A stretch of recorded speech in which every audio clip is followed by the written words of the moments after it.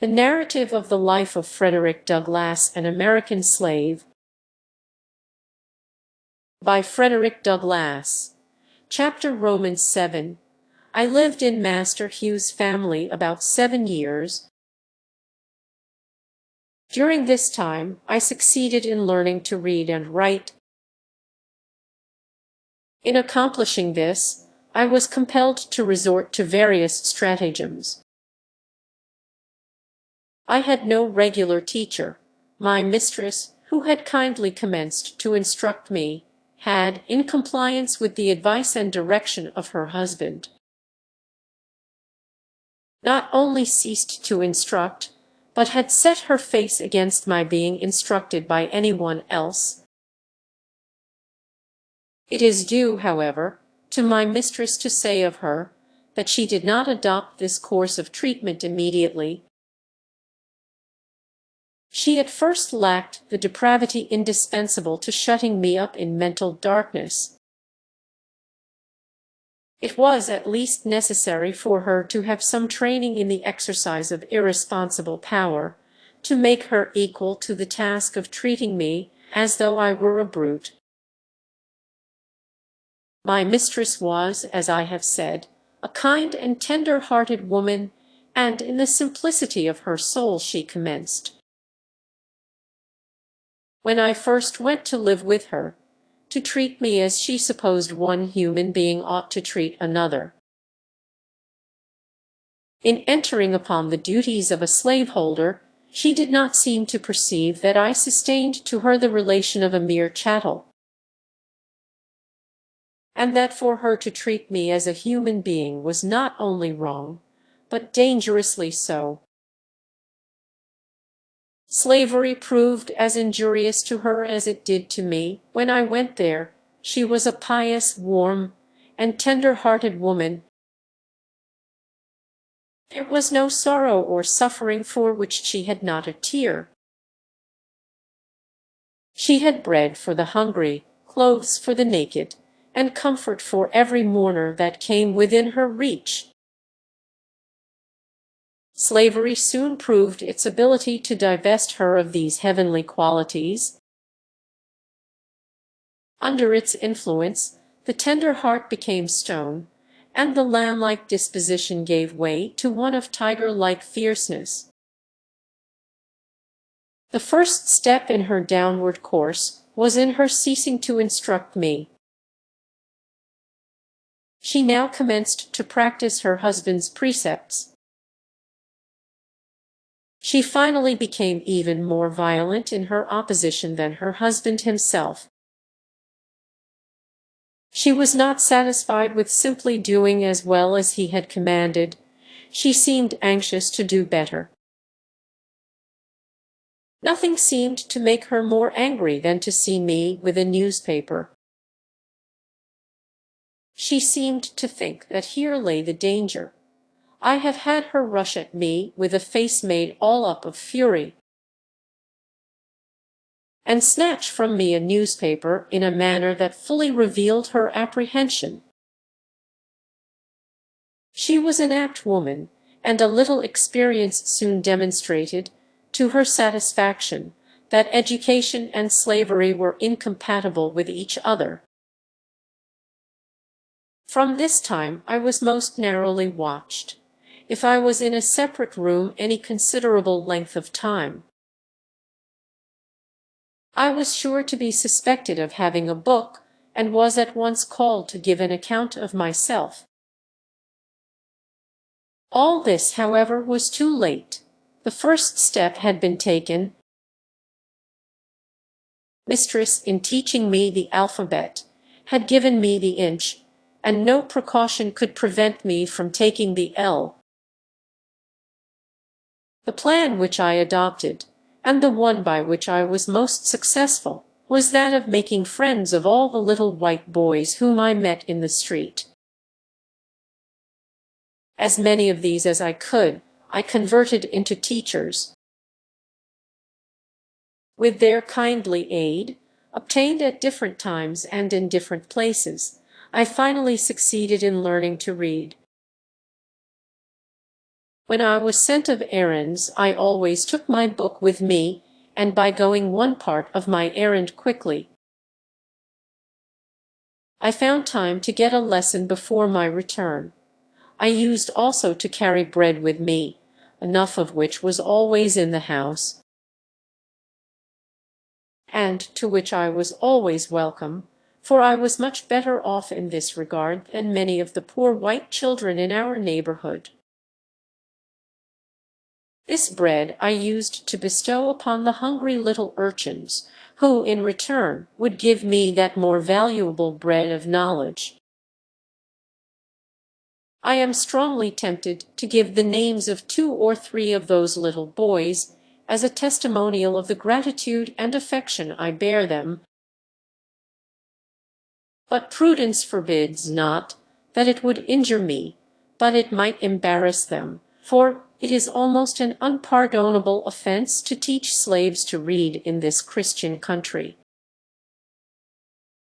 It is enough to say of the dear little fellows that they lived on Philpot Street, very near Durgin and Bailey's shipyard.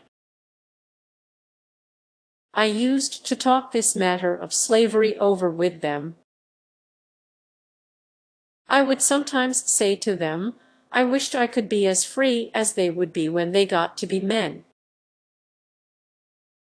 You will be free as soon as you are 21, but I am a slave for life. Have not I as good a right to be free as you have? These words used to trouble them. They would express for me the liveliest sympathy, and console me with the hope that something would occur by which I might be free.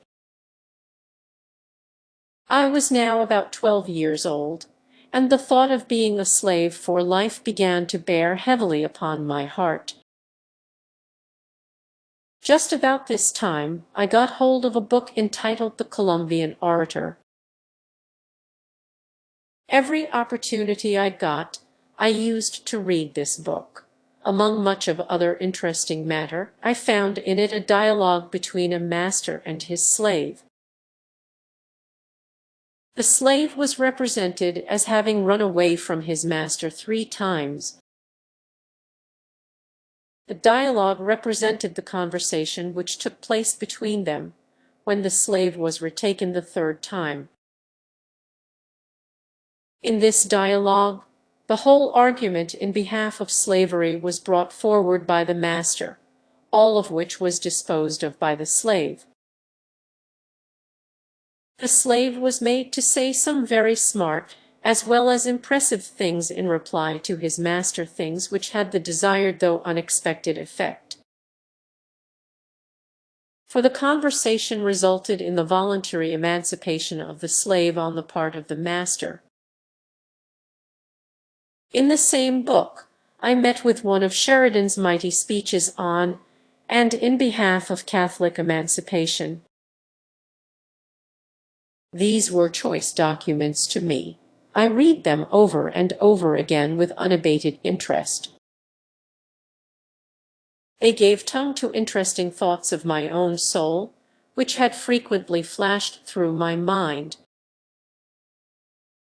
and died away for want of utterance.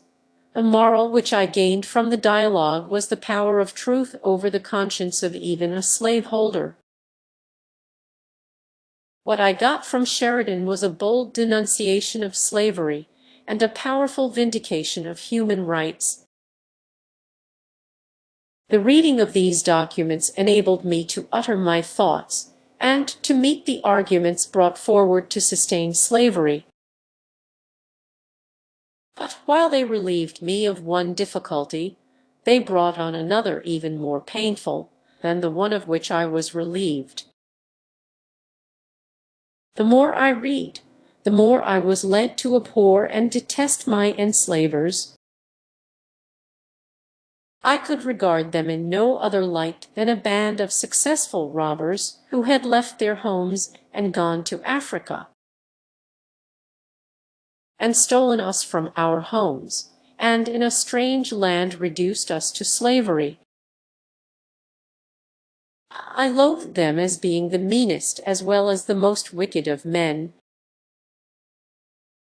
As I read and contemplated the subject, behold, that very discontentment which Master Hugh had predicted would follow my learning to read had already come, to torment and sting my soul to unutterable anguish.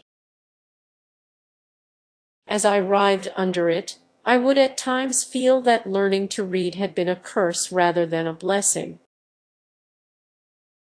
It had given me a view of my wretched condition, without the remedy. It opened my eyes to the horrible pit, but to no ladder upon which to get out.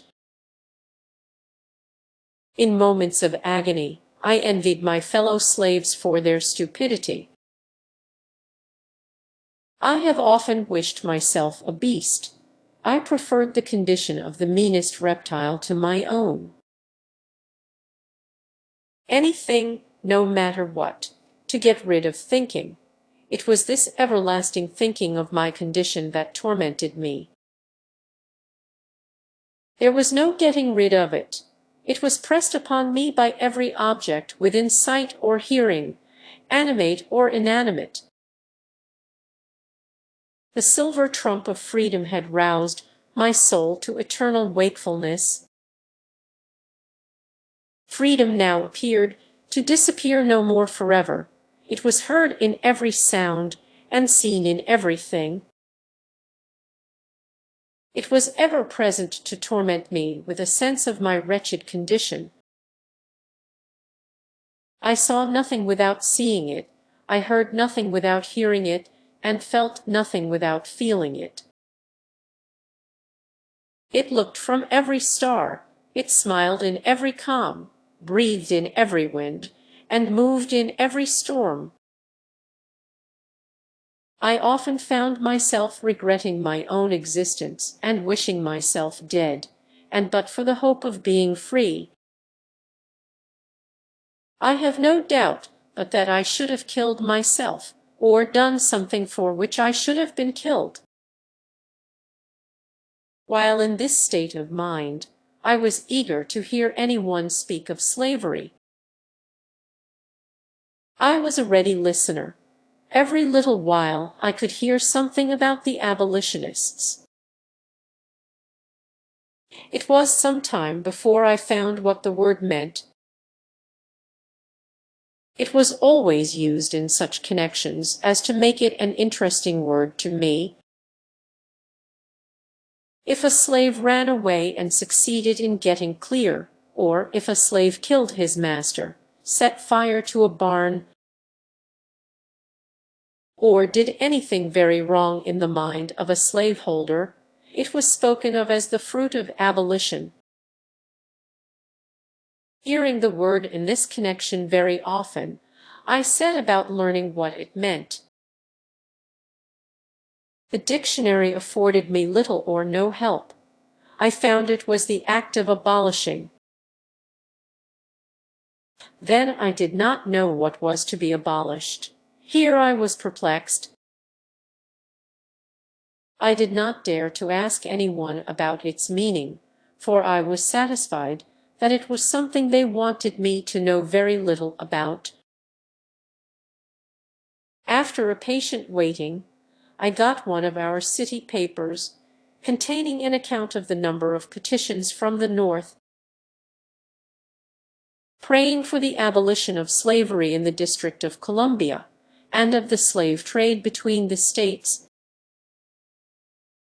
From this time I understood the words abolition and abolitionist, and always drew near when that word was spoken, expecting to hear something of importance to myself and fellow slaves. The light broke in upon me by degrees. I went one day down on the wharf of Mr. Waters, and seeing two Irishmen unloading a scow of stone, I went, unasked, and helped them. When we had finished, one of them came to me and asked me if I were a slave. I told him I was. He asked, "Are ye a slave for life?" I told him that I was. The good Irishman seemed to be deeply affected by this statement. He said to the other that it was a pity so fine a little fellow as myself should be a slave for life. He said it was a shame to hold me. They both advised me to run away to the north, that I should find friends there, and that I should be free. I pretended not to be interested in what they said, and treated them as if I did not understand them, for I feared they might be treacherous. White men have been known to encourage slaves to escape, and then, to get the reward, catch them and return them to their masters. I was afraid that these seemingly good men might use me so, but I nevertheless remembered their advice. And from that time I resolved to run away. I looked forward to a time at which it would be safe for me to escape. I was too young to think of doing so immediately. Besides, I wished to learn how to write, as I might have occasion to write my own pass. I consoled myself with the hope that I should one day find a good chance. Meanwhile, I would learn to write. The idea as to how I might learn to write was suggested to me by being in Durgin and Bailey's shipyard, and frequently seeing the ship carpenters, after hewing and getting a piece of timber ready for use, write on the timber the name of that part of the ship for which it was intended. When a piece of timber was intended for the larboard side, it would be marked thus L. When a piece was for the starboard side, it would be marked thus S. A piece for the larboard side forward would be marked thus L.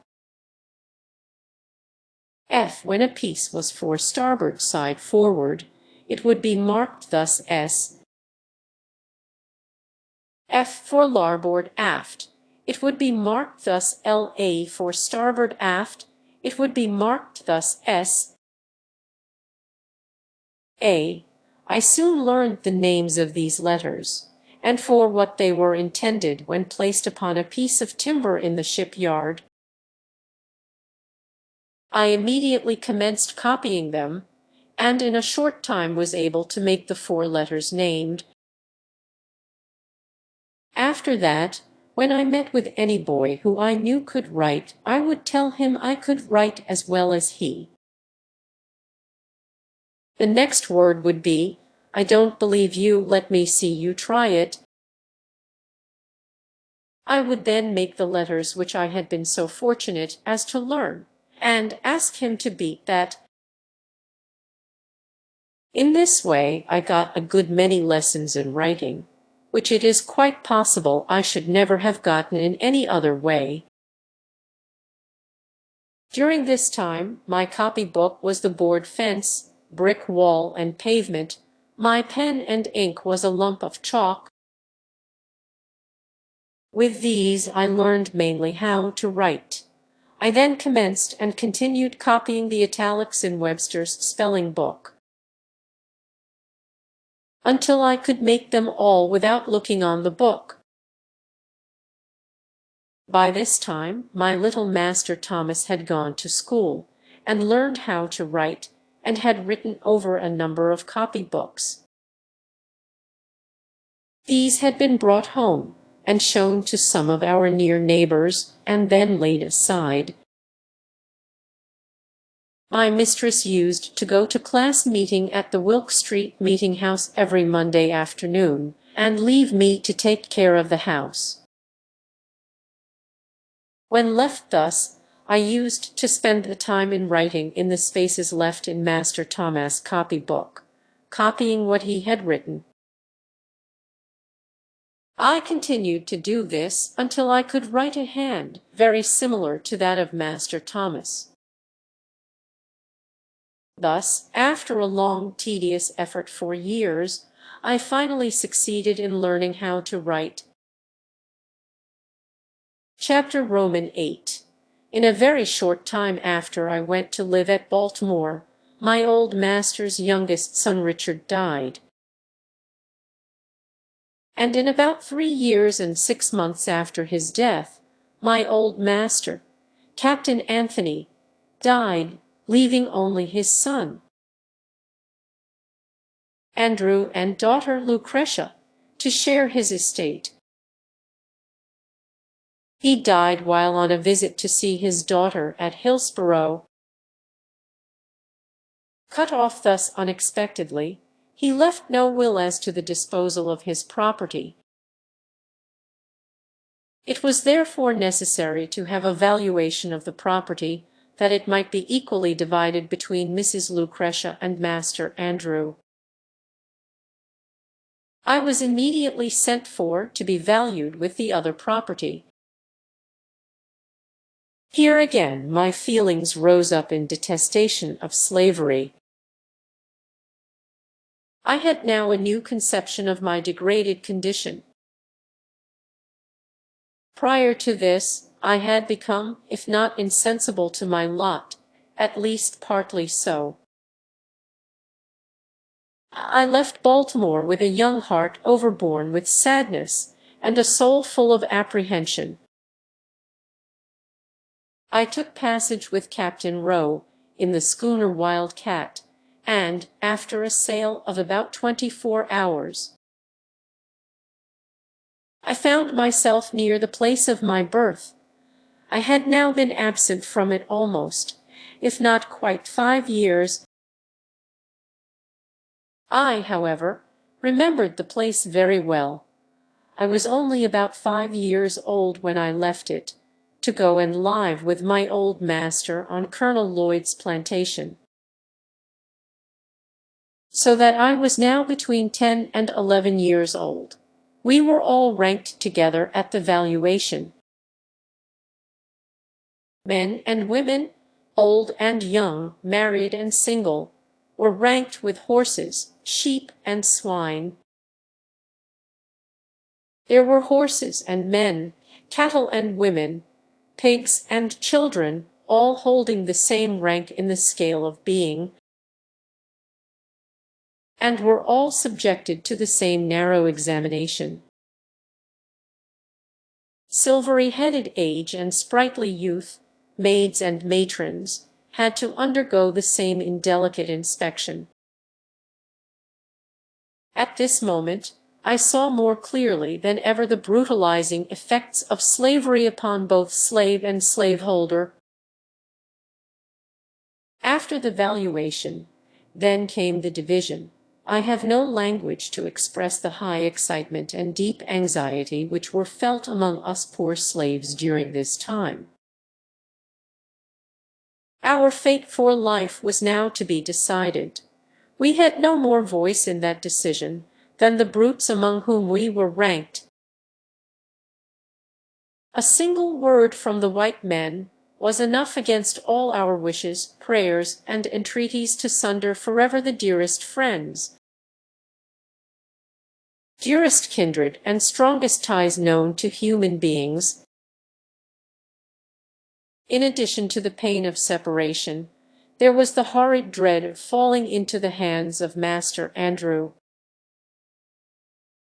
He was known to us all as being a most cruel wretch, a common drunkard, who had, by his reckless mismanagement and profligate dissipation, already wasted a large portion of his father's property. We all felt that we might as well be sold at once to the Georgia traders as to pass into his hands, for we knew that that would be our inevitable condition, a condition held by us all in the utmost horror and dread. I suffered more anxiety than most of my fellow slaves. I had known what it was to be kindly treated. They had known nothing of the kind. They had seen little or nothing of the world. They were in very deed men and women of sorrow, and acquainted with grief. Their backs had been made familiar with the bloody lash, so that they had become callous. Mine was yet tender, for while at Baltimore I got few whippings, and few slaves could boast of a kinder master and mistress than myself. And the thought of passing out of their hands into those of Master Andrew, a man who, but a few days before, to give me a sample of his bloody disposition, took my little brother by the throat, threw him on the ground,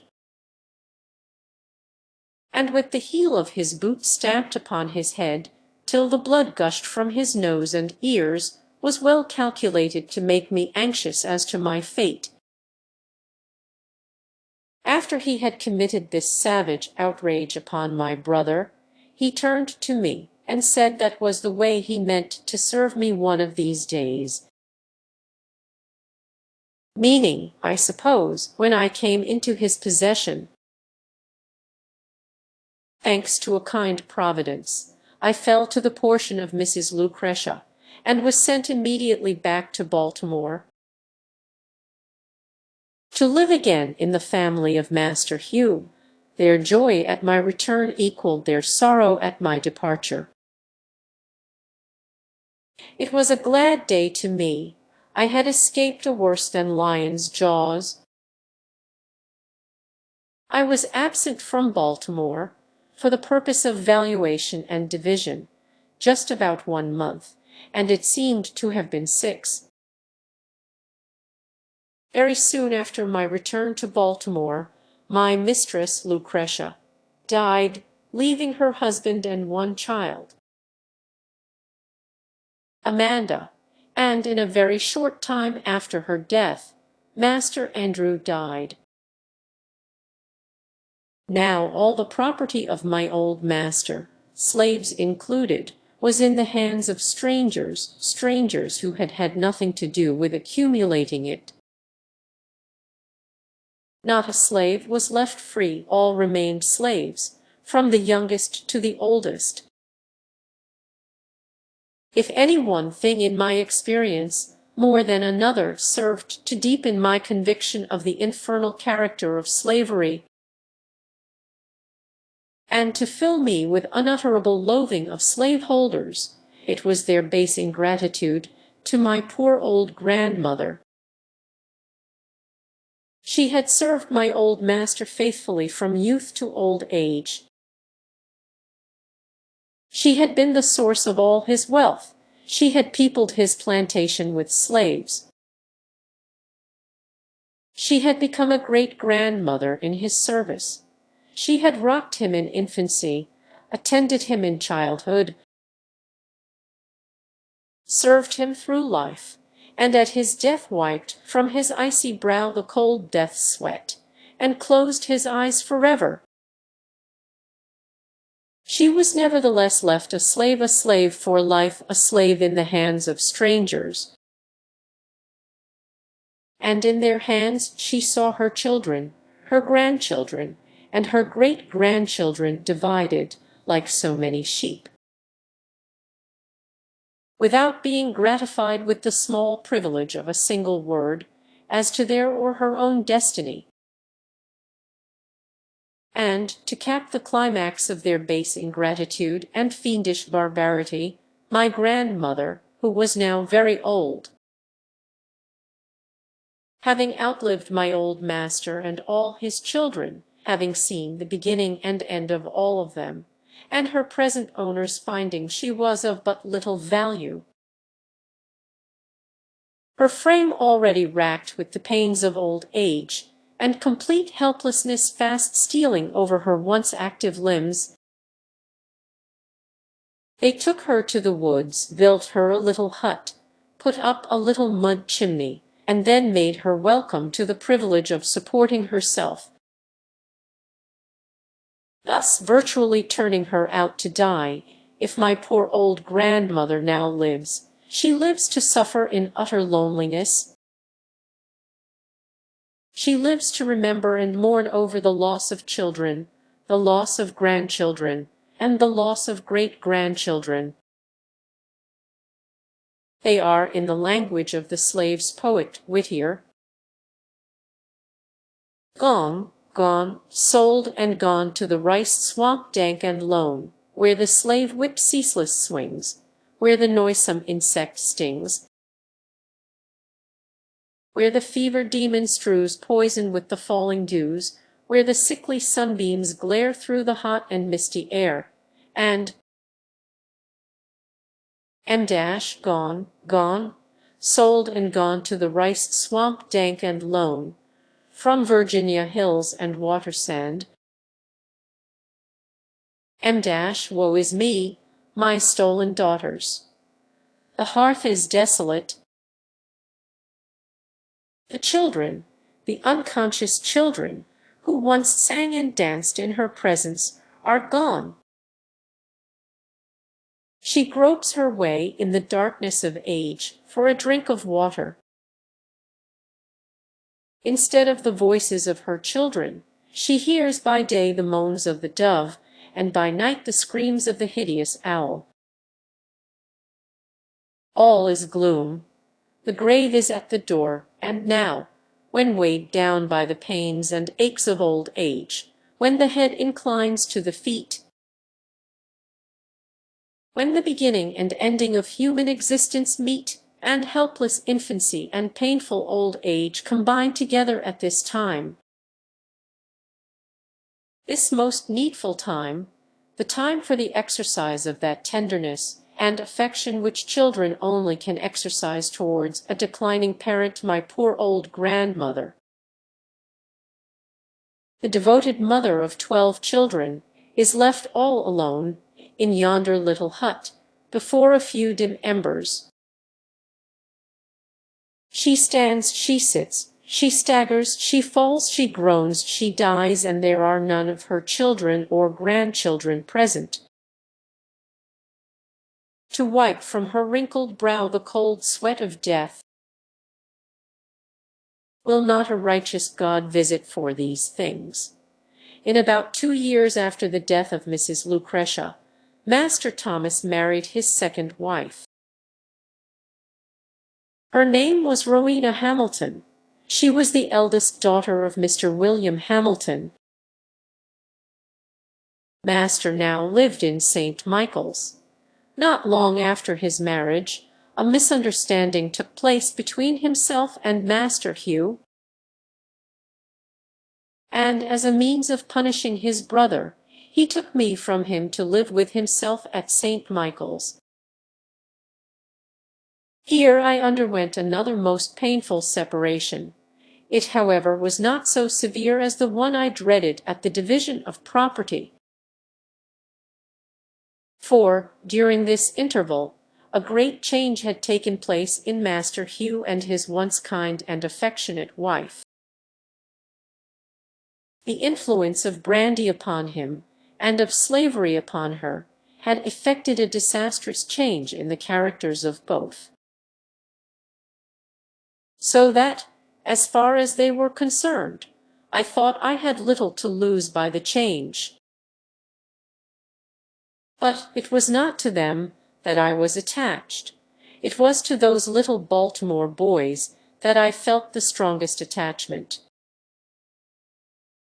I had received many good lessons from them, and was still receiving them, and the thought of leaving them was painful indeed.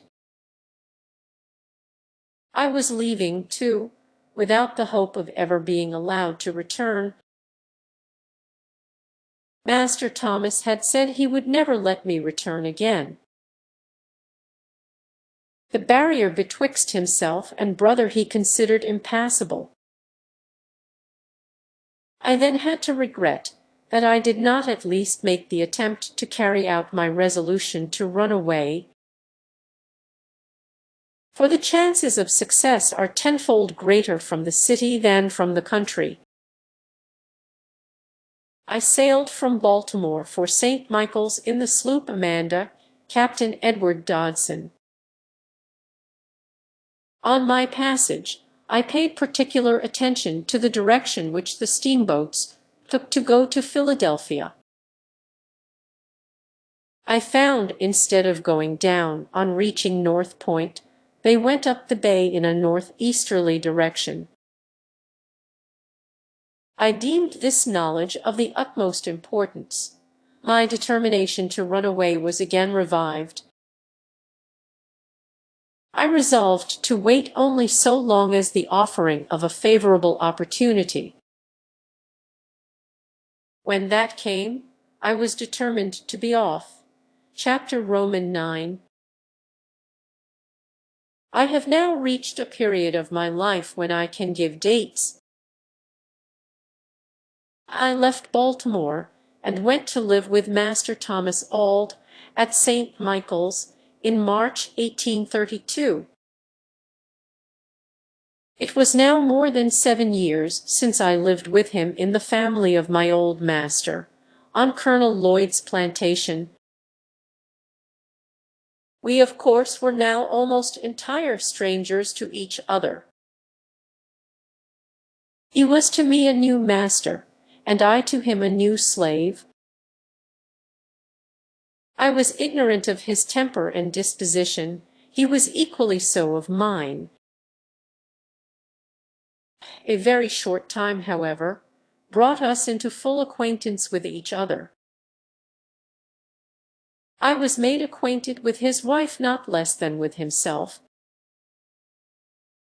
They were well matched, being equally mean and cruel. I was now, for the first time during a space of more than 7 years, made to feel the painful gnawings of hunger, a something which I had not experienced before since I left Colonel Lloyd's plantation. It went hard enough with me then, when I could look back to no period at which I had enjoyed a sufficiency. It was tenfold harder after living in Master Hugh's family, where I had always had enough to eat, and of that which was good. I have said Master Thomas was a mean man. He was so. Not to give a slave enough to eat is regarded as the most aggravated development of meanness even among slaveholders. The rule is, no matter how coarse the food, only let there be enough of it. This is the theory, and in the part of Maryland from which I came, it is the general practice, though there are many exceptions. Master Thomas gave us enough of neither coarse nor fine food. There were 4 slaves of us in the kitchen, my sister Eliza, my Aunt Priscilla Henny, and myself, and we were allowed less than a half of a bushel of cornmeal per week, and very little else, either in the shape of meat or vegetables. It was not enough for us to subsist upon. We were therefore reduced to the wretched necessity of living at the expense of our neighbors. This we did by begging and stealing, whichever came handy in the time of need, the one being considered as legitimate as the other. A great many times have we poor creatures been nearly perishing with hunger, when food in abundance lay mouldering in the safe and smokehouse. And our pious mistress was aware of the fact, and yet that mistress and her husband would kneel every morning and pray that God would bless them in basket and store. Bad as all slaveholders are, we seldom meet one destitute of every element of character commanding respect. My master was one of this rare sort. I do not know of one single noble act ever performed by him. The leading trait in his character was meanness, and if there were any other element in his nature, it was made subject to this. He was mean, and, like most other mean men, he lacked the ability to conceal his meanness. Captain Auld was not born a slaveholder. He had been a poor man, master only of a bay craft, He came into possession of all his slaves by marriage, and of all men. Adopted slaveholders are the worst. He was cruel but cowardly. He commanded without firmness. In the enforcement of his rules, he was at times rigid, and at times lax. At times, he spoke to his slaves with the firmness of Napoleon and the fury of a demon. At other times, he might well be mistaken for an inquirer who had lost his way. He did nothing of himself. He might have passed for a lion, but for his ears. In all things noble which he attempted, his own meanness shone most conspicuous. His airs, words, and actions were the airs, words, and actions of born slaveholders, and, being assumed, were awkward enough. He was not even a good imitator. He possessed all the disposition to deceive, but wanted the power.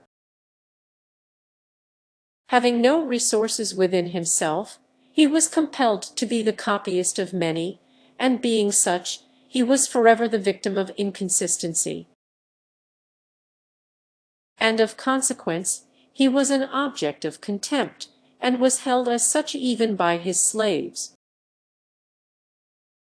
The luxury of having slaves of his own to wait upon him was something new and unprepared for. He was a slaveholder without the ability to hold slaves. He found himself incapable of managing his slaves either by force, fear, or fraud. We seldom called him master. We generally called him Captain Auld, and were hardly disposed to title him at all. I doubt not that our conduct had much to do with making him appear awkward, and of consequence fretful. Our want of reverence for him must have perplexed him greatly. He wished to have us call him master, but lacked the firmness necessary to command us to do so. His wife used to insist upon our calling him so, but to no purpose. In August 1832, my master attended a Methodist camp meeting held in the Bayside, Talbot County, and there experienced religion. I indulged a faint hope that his conversion would lead him to emancipate his slaves, and that, if he did not do this, it would, at any rate, make him more kind and humane.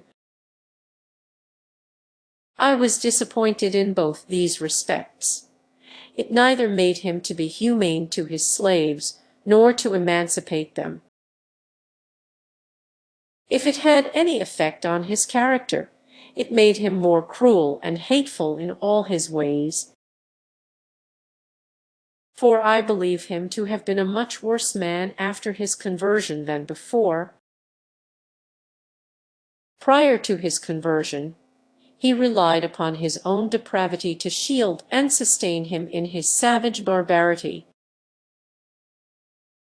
But after his conversion, he found religious sanction and support for his slaveholding cruelty. He made the greatest pretensions to piety. His house was the house of prayer. He prayed morning, noon, and night. He very soon distinguished himself among his brethren, and was soon made a class leader and exhorter. His activity in revivals was great, and he proved himself an instrument in the hands of the Church, converting many souls. His house was the preacher's home. They used to take great pleasure in coming there to put up. For while he starved us, he stuffed them. We have had 3 or 4 preachers there at a time. The names of those who used to come most frequently while I lived there were Mr. Storks, Mr. Urey, Mr. Humphrey,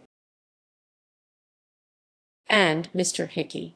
I have also seen Mr. George Cookman at our house. We slaves loved Mr. Cookman. We believed him to be a good man, thought him instrumental in getting Mr. Samuel Harrison, a very rich slaveholder, to emancipate his slaves, and by some means got the impression that he was laboring to effect the emancipation of all the slaves. When he was at our house, we were sure to be called in to prayers. When the others were there, we were sometimes called in and sometimes not. Mr. Cookman took more notice of us than either of the other ministers. He could not come among us without betraying his sympathy for us, and, stupid as we were, we had the sagacity to see it. While I lived with my master in St. Michael's, there was a white young man, a Mr. Wilson, who proposed to keep a Sabbath school for the instruction of such slaves as might be disposed to learn to read the New Testament. We met but 3 times, when Mr. West and Mr. Fairbanks, both class leaders, with many others, came upon us with sticks and other missiles, drove us off, and forbade us to meet again. Thus ended our little Sabbath school in the pious town of St. Michael's. I have said my master found religious sanction for his cruelty. As an example, I will state one of many facts going to prove the charge. I have seen him tie up a lame young woman, and whip her with a heavy cowskin upon her naked shoulders, causing the warm red blood to drip, and, in justification of the bloody deed, he would quote this passage of Scripture, "He that knoweth his master's will, and doth it not, shall be beaten with many stripes." Master would keep this lacerated young woman tied up in this horrid situation 4 or 5 hours at a time. I have known him to tie her up early in the morning, and whip her before breakfast, leave her go to his store, return at dinner, and whip her again, cutting her in the places already made raw with his cruel lash. The secret of master's cruelty toward Henny is found in the fact of her being almost helpless. When quite a child, she fell into the fire and burned herself horribly. Her hands were so burnt that she never got the use of them. She could do very little but bear heavy burdens. She was to master a bill of expense, and as he was a mean man, she was a constant offense to him. He seemed desirous of getting the poor girl out of existence. He gave her away once to his sister, but, being a poor gift, she was not disposed to keep her. Finally, my benevolent master, to use his own words, set her adrift to take care of herself. Here was a recently converted man, holding on upon the mother, and at the same time turning out her helpless child to starve and die. Master Thomas was one of the many pious slaveholders who hold slaves for the very charitable purpose of taking care of them. My master and myself had quite a number of differences. He found me unsuitable to his purpose. My city life, he said, had had a very pernicious effect upon me. It had almost ruined me for every good purpose, and fitted me for everything which was bad. One of my greatest faults was that of letting his horse run away, and go down to his father-in-law's farm, which was about 5 miles from St. Michael's. I would then have to go after it. My reason for this kind of carelessness or carefulness was that I could always get something to eat when I went there. Master William Hamilton, my master's father-in-law, always gave his slaves enough to eat. I never left there hungry, no matter how great the need of my speedy return. Master Thomas at length said he would stand it no longer. I had lived with him 9 months, during which time he had given me a number of severe whippings, all to no good purpose. He resolved to put me out, as he said, to be broken, and, for this purpose, he let me for 1 year to a man named Edward Covey. Mr. Covey was a poor man, a farm renter. He rented the place upon which he lived, as also the hands with which he tilled it. Mr. Covey had acquired a very high reputation for breaking young slaves, and this reputation was of immense value to him. It enabled him to get his farm tilled with much less expense to himself than he could have had it done without such a reputation. Some slaveholders thought it not much loss to allow Mr. Covey to have their slaves 1 year, for the sake of the training to which they were subjected, without any other compensation. He could hire young help with great ease, in consequence of this reputation. Added to the natural good qualities of Mr. Covey, he was a professor of religion, a pious soul, a member and a class leader in the Methodist Church. All of this added weight to his reputation as a nigger breaker. I was aware of all the facts, having been made acquainted with them by a young man who had lived there.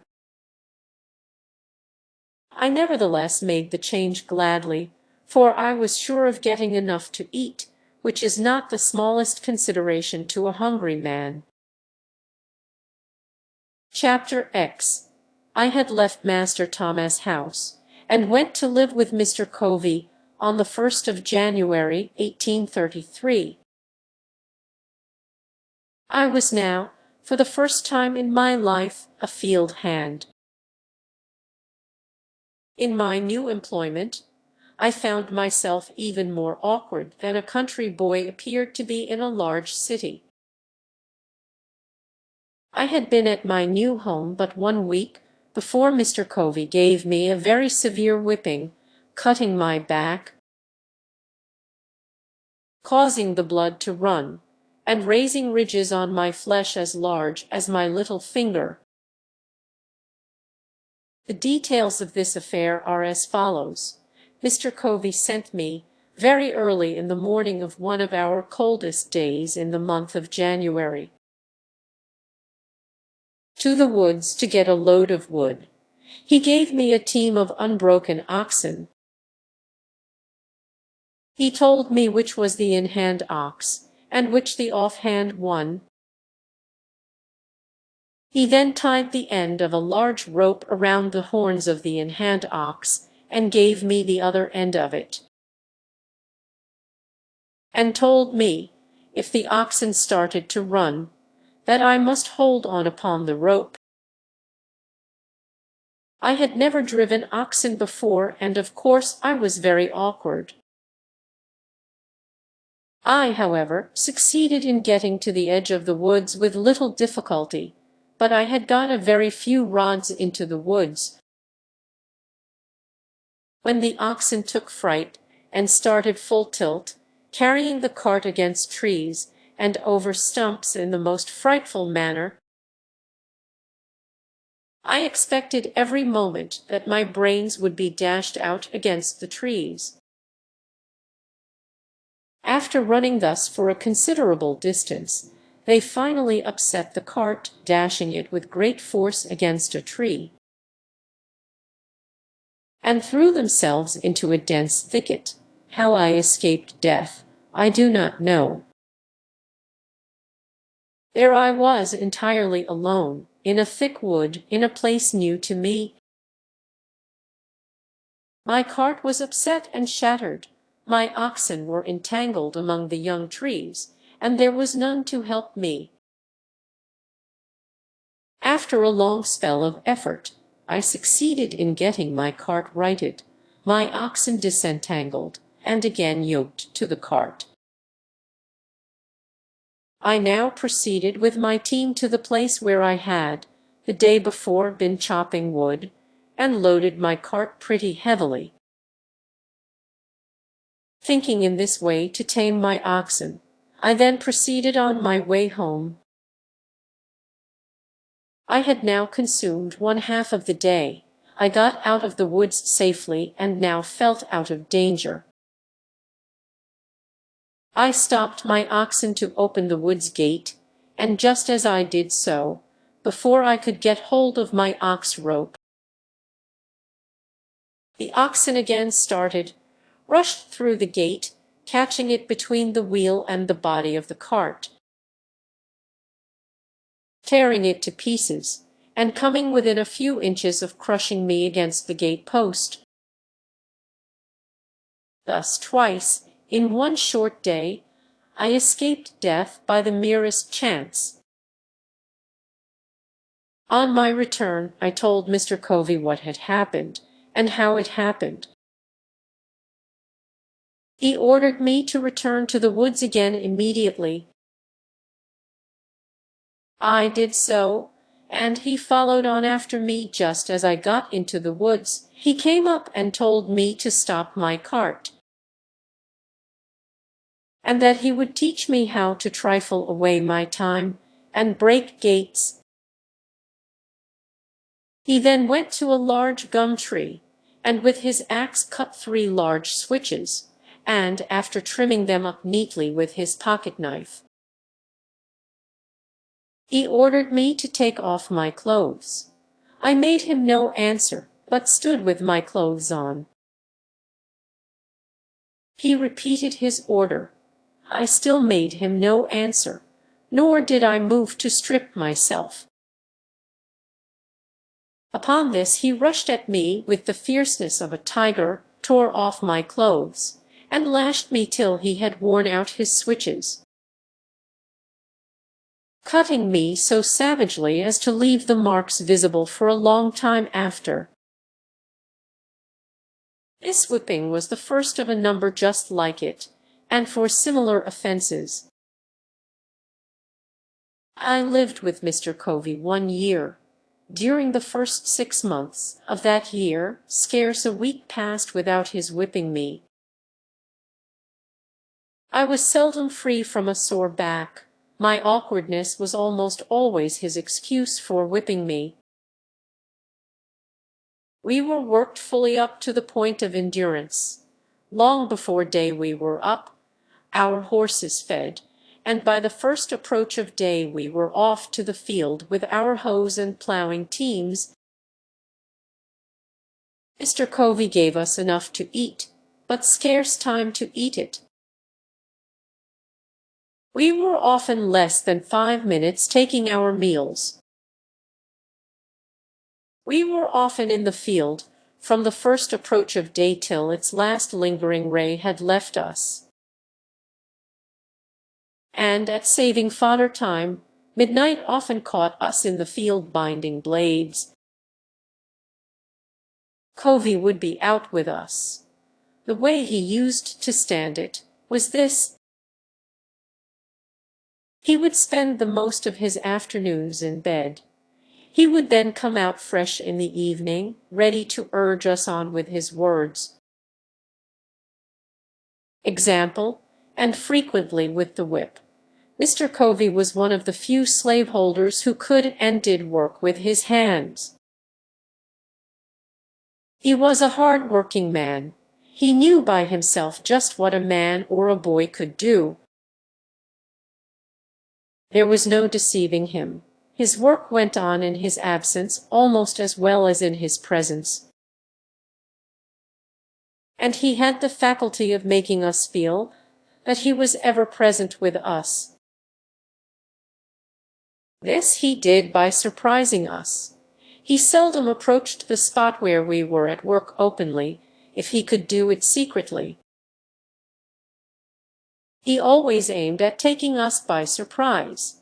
Such was his cunning that we used to call him among ourselves the snake. When we were at work in the cornfield, he would sometimes crawl on his hands and knees to avoid detection. And all at once he would rise nearly in our midst, and scream out, "Ha, ha, come, come, dash on, this being his mode of attack. It was never safe to stop a single minute. His comings were like a thief in the night. He appeared to us as being ever at hand. He was under every tree, behind every stump, in every bush, and at every window. On the plantation, he would sometimes mount his horse, as if bound to St. Michael's, a distance of 7 miles. And in half an hour afterwards you would see him coiled up in the corner of the wood fence, watching every motion of the slaves. He would, for this purpose, leave his horse tied up in the woods. Again, he would sometimes walk up to us, and give us orders as though he was upon the point of starting on a long journey, turn his back upon us, and make as though he was going to the house to get ready, and before he would get halfway thither, he would turn short and crawl into a fence corner or behind some tree, and there watch us till the going down of the sun. Mr. Covey's forte consisted in his power to deceive. His life was devoted to planning and perpetrating the grossest deceptions. Everything he possessed in the shape of learning or religion, he made conform to his disposition to deceive. He seemed to think himself equal to deceiving the Almighty. He would make a short prayer in the morning, and a long prayer at night, and strange as it may seem, few men would at times appear more devotional than he. The exercises of his family devotions were always commenced with singing, and as he was a very poor singer himself, the duty of raising the hymn generally came upon me. He would read his hymn, and nod at me to commence. I would at times do so, at others I would not. My non-compliance would almost always produce much confusion. To show himself independent of me, he would start and stagger through with his hymn in the most discordant manner. In this state of mind, he prayed with more than ordinary spirit.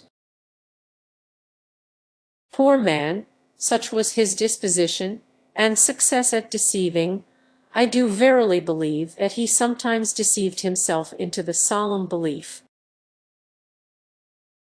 that he was a sincere worshipper of the Most High God, and this, too, at a time when he may be said to have been guilty of compelling his woman-slave to commit the sin of adultery. The facts in the case are these. Mr. Covey was a poor man. He was just commencing in life. He was only able to buy one slave, and shocking as is the fact, he bought her, as he said, for a breeder. This woman was named Caroline. Mr. Covey bought her from Mr. Thomas Lowe, about 6 miles from St. Michael's. She was a large, able-bodied woman, about 20 years old. She had already given birth to one child, which proved her to be just what he wanted, After buying her, he hired a married man of Mr. Samuel Harrison to live with him 1 year, and him he used to fasten up with her every night. The result was that, at the end of the year, the miserable woman gave birth to twins. At this result Mr. Covey seemed to be highly pleased, both with the man and the wretched woman. Such was his joy, and that of his wife, that nothing they could do for Caroline during her confinement was too good or too hard to be done. The children were regarded as being quite an addition to his wealth. If at any one time of my life more than another I was made to drink the bitterest dregs of slavery, that time was during the first 6 months of my stay with Mr. Covey. We were worked in all weathers. It was never too hot or too cold. It could never rain, blow, hail, or snow too hard for us to work in the field. The longest days were too short for him, and the shortest nights too long for him. I was somewhat unmanageable when I first went there, but a few months of this discipline tamed me. Mr. Covey succeeded in breaking me. I was broken in body, soul, and spirit. My natural elasticity was crushed, my intellect languished, the disposition to read departed, the cheerful spark that lingered about my eye died. The dark night of slavery closed in upon me, and behold a man transformed into a brute. Sunday was my only leisure time.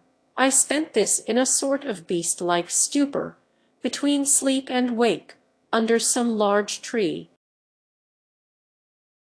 At times I would rise up, a flash of energetic freedom would dart through my soul, accompanied with a faint beam of hope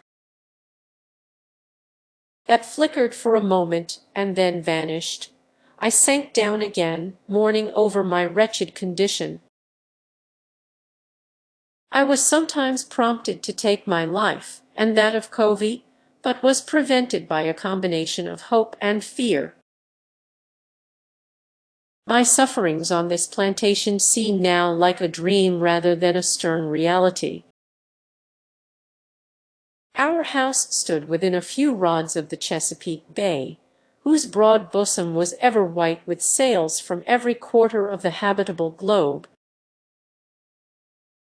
Those beautiful vessels, robed in purest white, so delightful to the eye of freemen, or to me so many shrouded ghosts,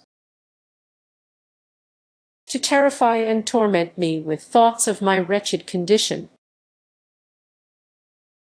I have often, in the deep stillness of a summer's Sabbath, stood all alone upon the lofty banks of that noble bay, and traced, with saddened heart and tearful eye, the countless number of sails moving off to the mighty ocean.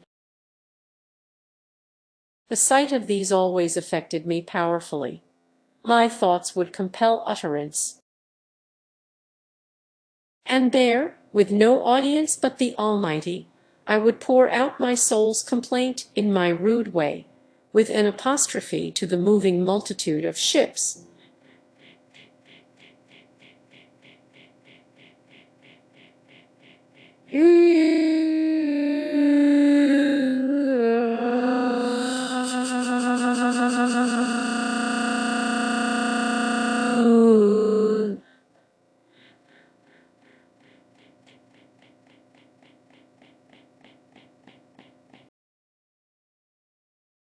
You are loosed from your moorings and are free. I am fast in my chains, and am a slave. You move merrily before the gentle gale, and I sadly before the bloody whip. You are freedom's swift-winged angels that fly round the world. I am confined in bands of iron. Oh, that I were free! Oh, that I were on one of your gallant decks, and under your protecting wing. Alas, betwixt me and you, the turbid waters roll. Go on, go on. Oh, that I could also go, could I but swim, if I could fly. Oh, why was I born a man, of whom to make a brute? The glad ship is gone, she hides in the dim distance. I am left in the hottest hell of unending slavery. O God, save me, God, deliver me, let me be free. Is there any God? Why am I a slave? I will run away. I will not stand it. Get caught or get clear, I will try it. I had as well die with ague as the fever. I have only one life to lose. I had as well be killed running as die standing. Only think of it, 100 miles straight north, and I am free. Try it, yes, God helping me. I will. It cannot be that I shall live and die a slave. I will take to the water. This very bay shall yet bear me into freedom. The steamboats steered in a northeast course from North Point. I will do the same, and when I get to the head of the bay, I will turn my canoe adrift and walk straight through Delaware into Pennsylvania. When I get there, I shall not be required to have a pass. I can travel without being disturbed. Let but the first opportunity offer, and, come what will, I am off. Meanwhile, I will try to bear up under the yoke. I am not the only slave in the world. Why should I fret? I can bear as much as any of them. Besides, I am but a boy, and all boys are bound to someone. It may be that my misery in slavery will only increase my happiness when I get free. There is a better day coming. Thus I used to think, and thus I used to speak to myself, goaded almost to madness at one moment, and at the next reconciling myself to my wretched lot. I have already intimated that my condition was much worse during the first 6 months of my stay at Mr. Cove's than in the last 6. The circumstances leading to the change in Mr. Cove's course toward me form an epoch in my humble history. You have seen how a man was made a slave, you shall see how a slave was made a man. On one of the hottest days of the month of August 1833, Bill Smith, William Hughes, a slave named Illy, and myself were engaged in fanning wheat. Hughes was clearing the fanned wheat from before the fan. Illy was turning, Smith was feeding, and I was carrying wheat to the fan. The work was simple, requiring strength rather than intellect, yet, to one entirely unused to such work, it came very hard. About 3 o'clock of that day, I broke down, my strength failed me. I was seized with a violent aching of the head, attended with extreme dizziness. I trembled in every limb. Finding what was coming, I nerved myself up, feeling it would never do to stop work. I stood as long as I could stagger to the hopper with grain. When I could stand no longer, I fell and felt as if held down by an immense weight. The fan, of course, stopped. Every one had his own work to do, and no one could do the work of the other, and have his own go on at the same time. Mr. Covey was at the house, about 100 yards from the treading yard where we were fanning. On hearing the fan stop, he left immediately and came to the spot where we were. He hastily inquired what the matter was. Bill answered that I was sick, and there was no one to bring wheat to the fan. I had by this time crawled away under the side of the post and rail fence by which the yard was enclosed, hoping to find relief by getting out of the sun. He then asked where I was. He was told by one of the hands. He came to the spot, and, after looking at me a while, asked me what was the matter. I told him as well as I could, for I scarce had strength to speak. He then gave me a savage kick in the side, and told me to get up. I tried to do so, but fell back in the attempt. He gave me another kick, and again told me to rise. I again tried, and succeeded in gaining my feet, but, stooping to get the tub with which I was feeding the fan, I again staggered and fell. While down in this situation, Mr. Covey took up the hickory slat with which Hughes had been striking off the half-bushel measure, and with it gave me a heavy blow upon the head, making a large wound, and the blood ran freely. And with this again told me to get up. I made no effort to comply, having now made up my mind to let him do his worst. In a short time after receiving this blow, my head grew better. Mr. Covey had now left me to my fate. At this moment I resolved, for the first time, to go to my master, enter a complaint, and ask his protection. And this, under the circumstances, was truly a severe undertaking. I was exceedingly feeble, made so as much by the kicks and blows which I received, as by the severe fit of sickness to which I had been subjected. I, however, watched my chance, while Covey was looking in an opposite direction, and started for St. Michael's. I succeeded in getting a considerable distance on my way to the woods when Covey discovered me, and called after me to come back, threatening what he would do if I did not come. I disregarded both his calls and his threats, and made my way to the woods as fast as my feeble state would allow.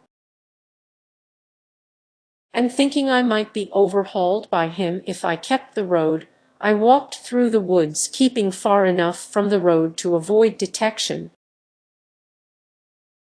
and near enough to prevent losing my way. I had not gone far before my little strength again failed me. I could go no farther. I fell down, and lay for a considerable time. The blood was yet oozing from the wound on my head. For a time I thought I should bleed to death,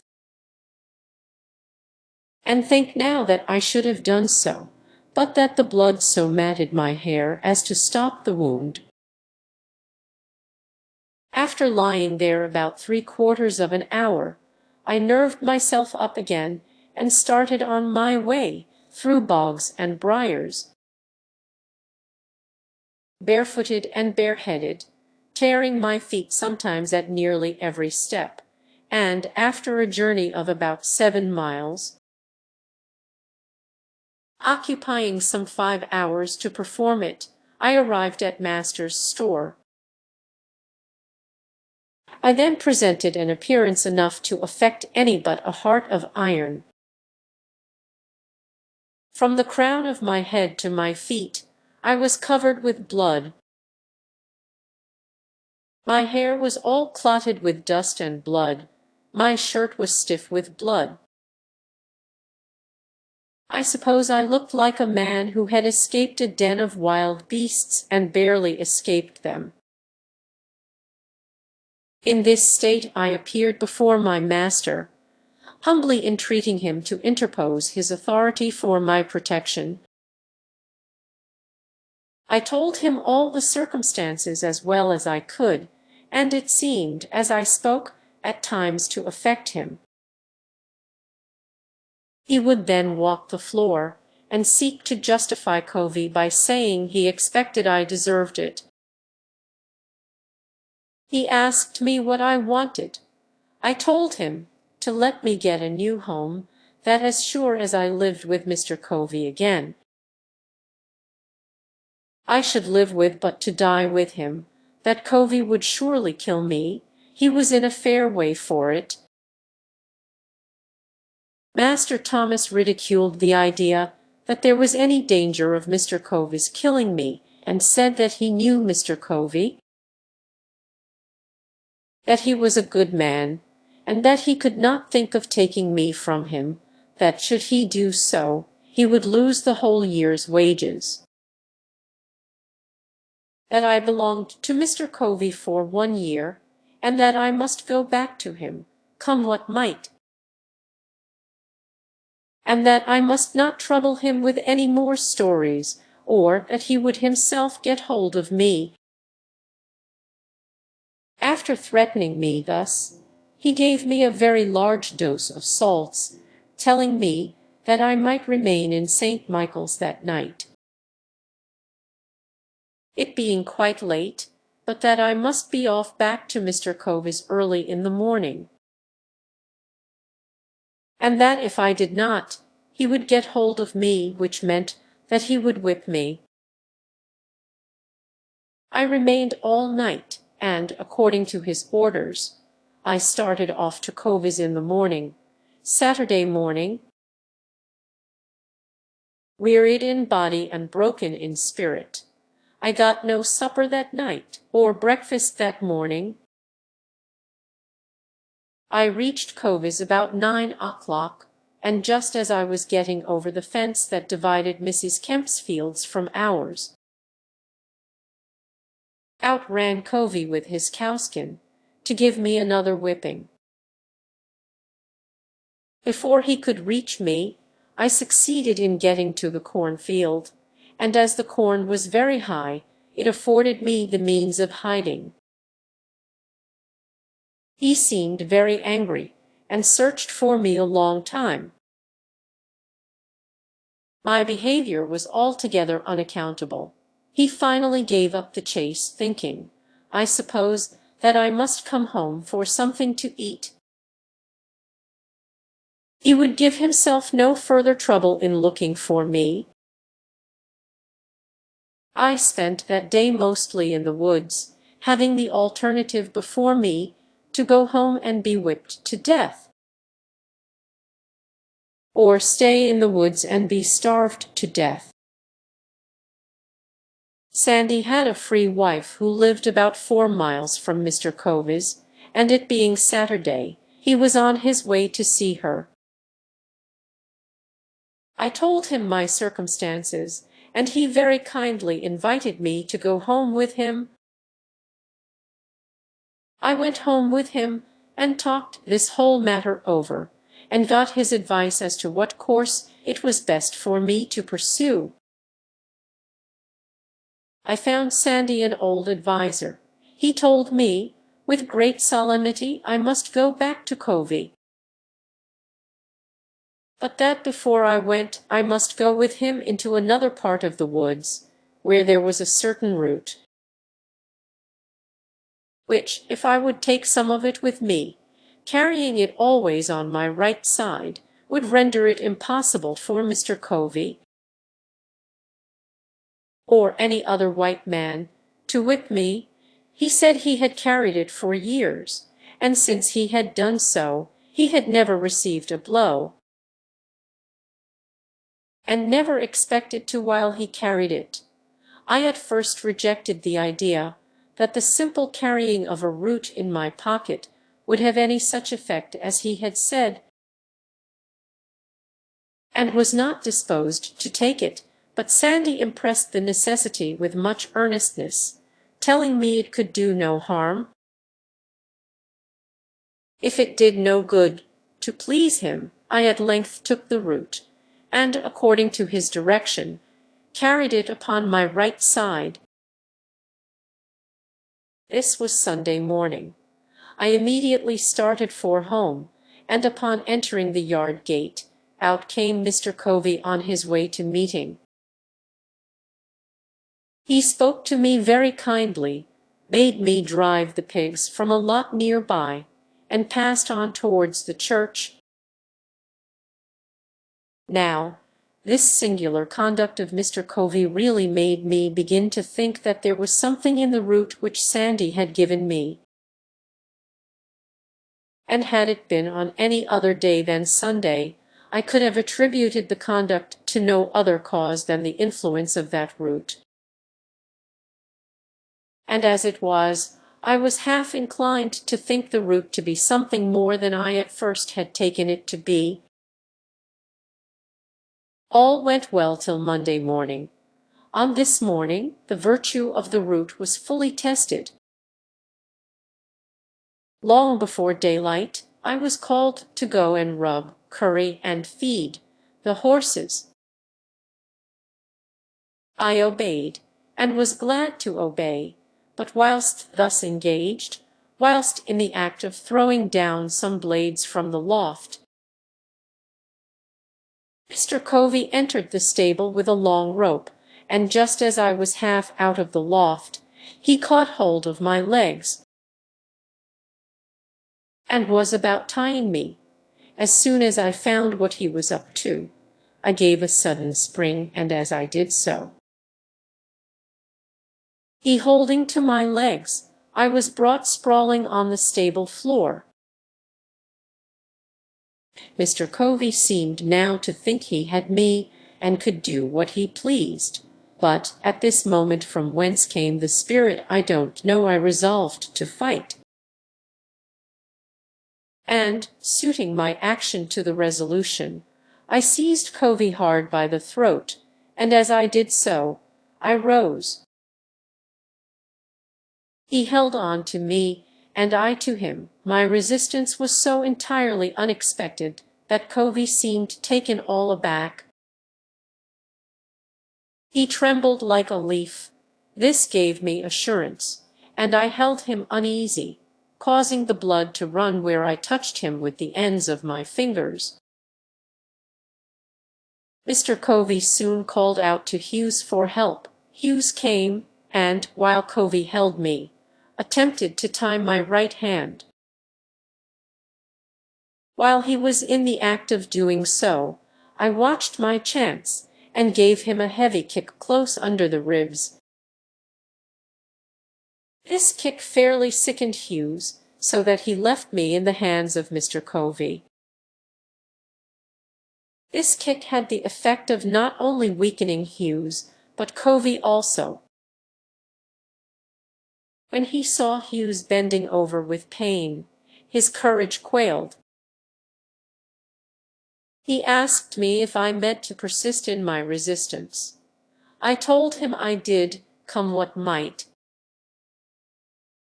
That he had used me like a brute for 6 months, and that I was determined to be used so no longer.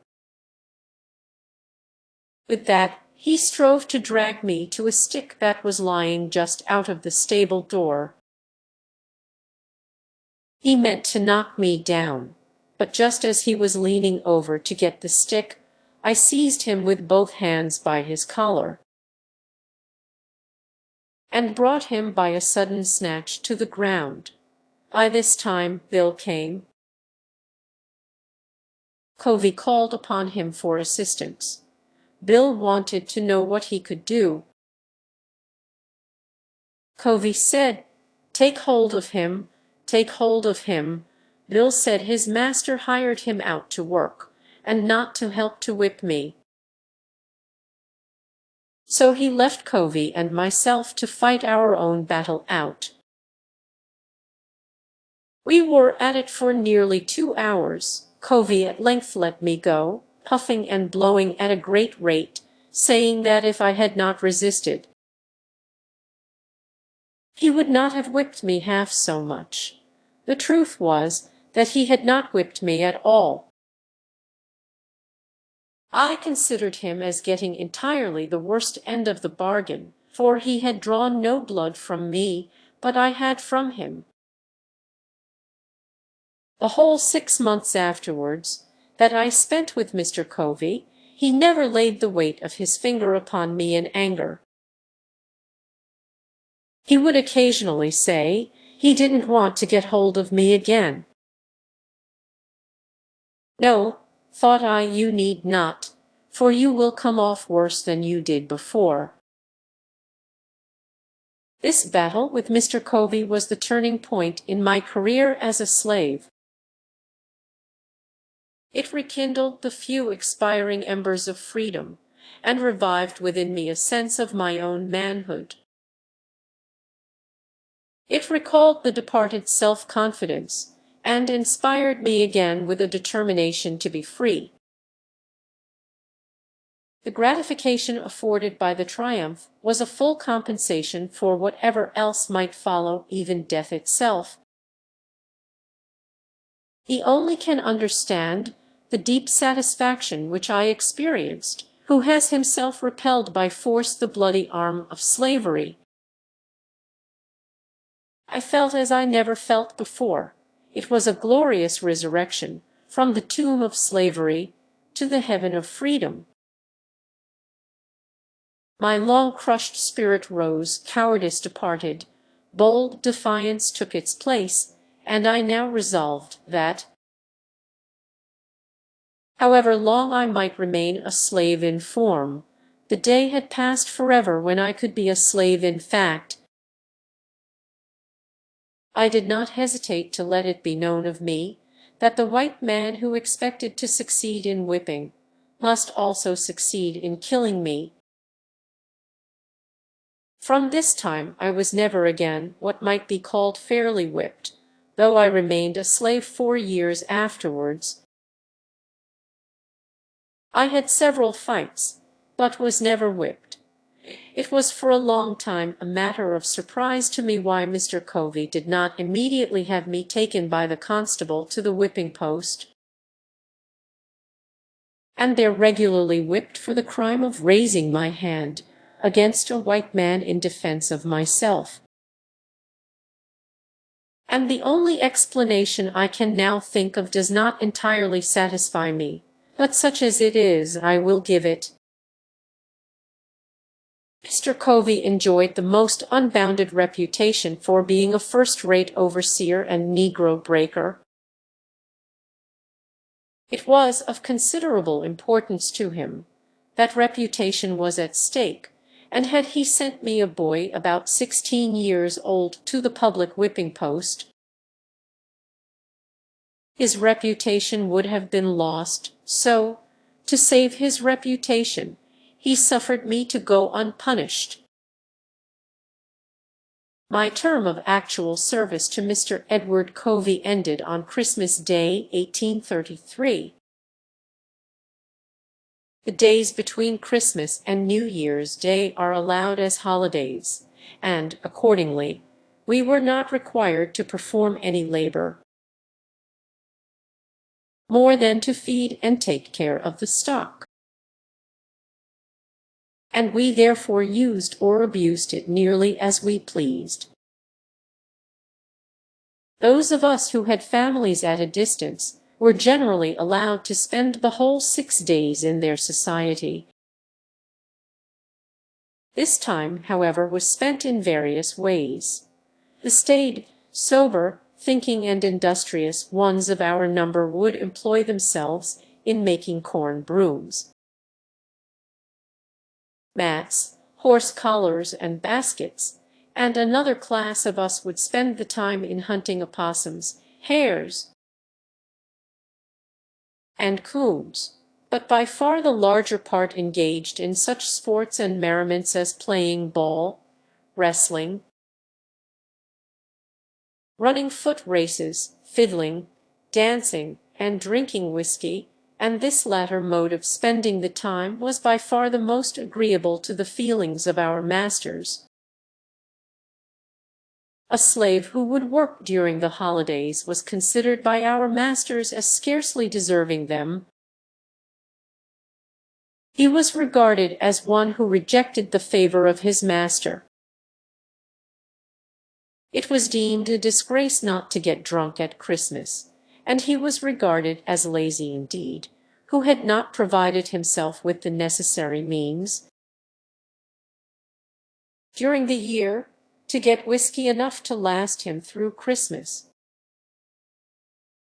From what I know of the effect of these holidays upon the slave, I believe them to be among the most effective means in the hands of the slaveholder in keeping down the spirit of insurrection. Were the slaveholders at once to abandon this practice, I have not the slightest doubt it would lead to an immediate insurrection among the slaves.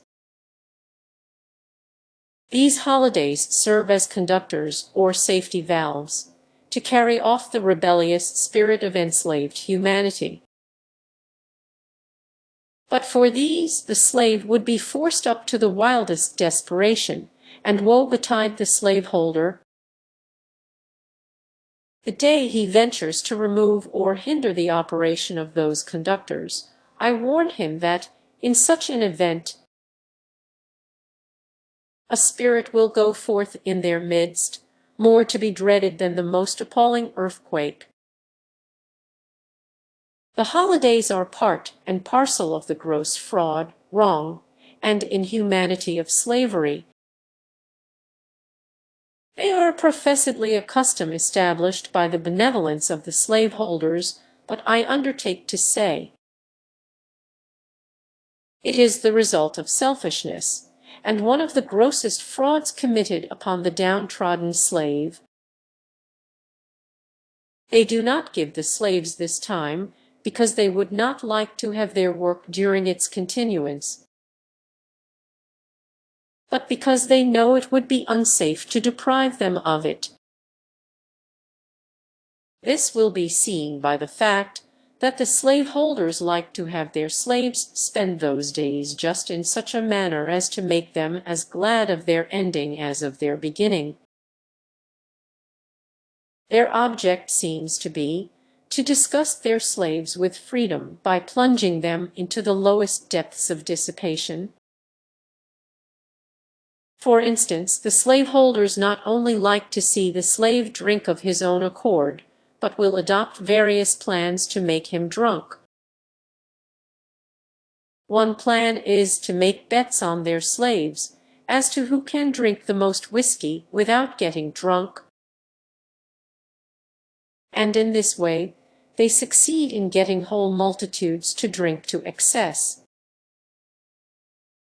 Thus, when the slave asks for virtuous freedom, the cunning slaveholder, knowing his ignorance, cheats him with a dose of vicious dissipation, artfully labeled with the name of liberty. The most of us used to drink it down, and the result was just what might be supposed. Many of us were led to think that there was little to choose between liberty and slavery. We felt, and very properly too, that we had almost as well be slaves to man as to rum. So, when the holidays ended, we staggered up from the filth of our wallowing, took a long breath, and marched to the field,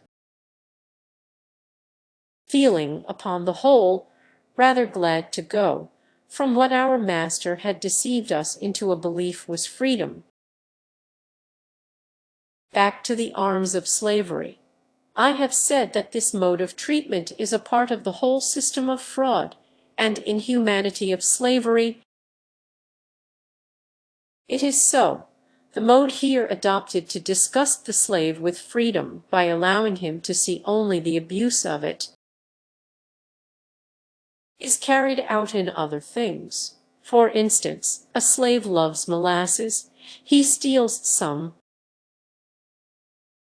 His master, in many cases, goes off to town, and buys a large quantity, he returns, takes his whip, and commands the slave to eat the molasses, until the poor fellow is made sick at the very mention of it. The same mode is sometimes adopted to make the slaves refrain from asking for more food than their regular allowance. Slave runs through his allowance and applies for more. His master is enraged at him, but, not willing to send him off without food, gives him more than is necessary, and compels him to eat it within a given time. Then, if he complains that he cannot eat it, he is said to be satisfied neither full nor fasting, and is whipped for being hard to please. I have an abundance of such illustrations of the same principle, drawn from my own observation, but think the cases I have cited sufficient. The practice is a very common one. On the 1st of January, 1834, I left Mr. Covey and went to live with Mr. William Freeland, who lived about 3 miles from St. Michael's. I soon found Mr. Freeland a very different man from Mr. Covey. Though not rich, he was what would be called an educated Southern gentleman. Mr. Covey, as I have shown, was a well-trained Negro breaker and slave driver. The former slaveholder, though he was seemed to possess some regard for honor, some reverence for justice, and some respect for humanity, the latter seemed totally insensible to all such sentiments. Mr. Freeland had many of the faults peculiar to slaveholders, such as being very passionate and fretful. But I must do him the justice to say that he was exceedingly free from those degrading vices to which Mr. Covey was constantly addicted. The one was open and frank, and we always knew where to find him. The other was a most artful deceiver, and could be understood only by such as were skillful enough to detect his cunningly devised frauds. Another advantage I gained in my new master was, he made no pretensions to, or profession of religion. This, in my opinion, was truly a great advantage. I assert most unhesitatingly that the religion of the South is a mere covering for the most horrid crimes, a justifier of the most appalling barbarity, a sanctifier of the most hateful frauds, and a dark shelter under which the darkest, foulest, grossest, and most infernal deeds of slaveholders find the strongest protection. Were I to be again reduced to the chains of slavery, next to that enslavement, I should regard being the slave of a religious master the greatest calamity that could befall me. For of all slaveholders with whom I have ever met, religious slaveholders are the worst. I have ever found them the meanest and basest, the most cruel and cowardly of all others. It was my unhappy lot not only to belong to a religious slaveholder, but to live in a community of such religionists. Very near Mr. Freeland lived the Reverend Daniel Whedon, and in the same neighborhood lived the Rev. Rigby Hopkins. These were members and ministers in the Reformed Methodist Church. Mr. Whedon owned, among others, a woman slave whose name I have forgotten. This woman's back, for weeks, was kept literally raw, made so by the lash of this merciless religious wretch. He used to hire hands.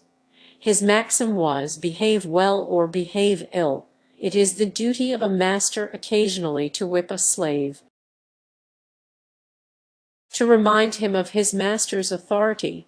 Such was his theory, and such his practice. Mr. Hopkins was even worse than Mr. Whedon. His chief boast was his ability to manage slaves. The peculiar feature of his government was that of whipping slaves in advance of deserving it. He always managed to have one or more of his slaves to whip every Monday morning. He did this to alarm their fears and strike terror into those who escaped. His plan was to whip for the smallest offenses, to prevent the commission of large ones. Mr. Hopkins could always find some excuse for whipping a slave. It would astonish one, unaccustomed to a slaveholding life, to see with what wonderful ease a slaveholder can find things of which to make occasion to whip a slave. A mere look, word, or motion, a mistake, accident, or want of power, are all matters for which a slave may be whipped at any time. Does a slave look dissatisfied? It is said, he has the devil in him, and it must be whipped out. Does he speak loudly when spoken to by his master? Then he is getting high-minded, and should be taken down a buttonhole lower. Does he forget to pull off his hat at the approach of a white person? Then he is wanting in reverence, and should be whipped for it. Does he ever venture to vindicate his conduct when censured for it? Then he is guilty of impudence, one of the greatest crimes of which a slave can be guilty.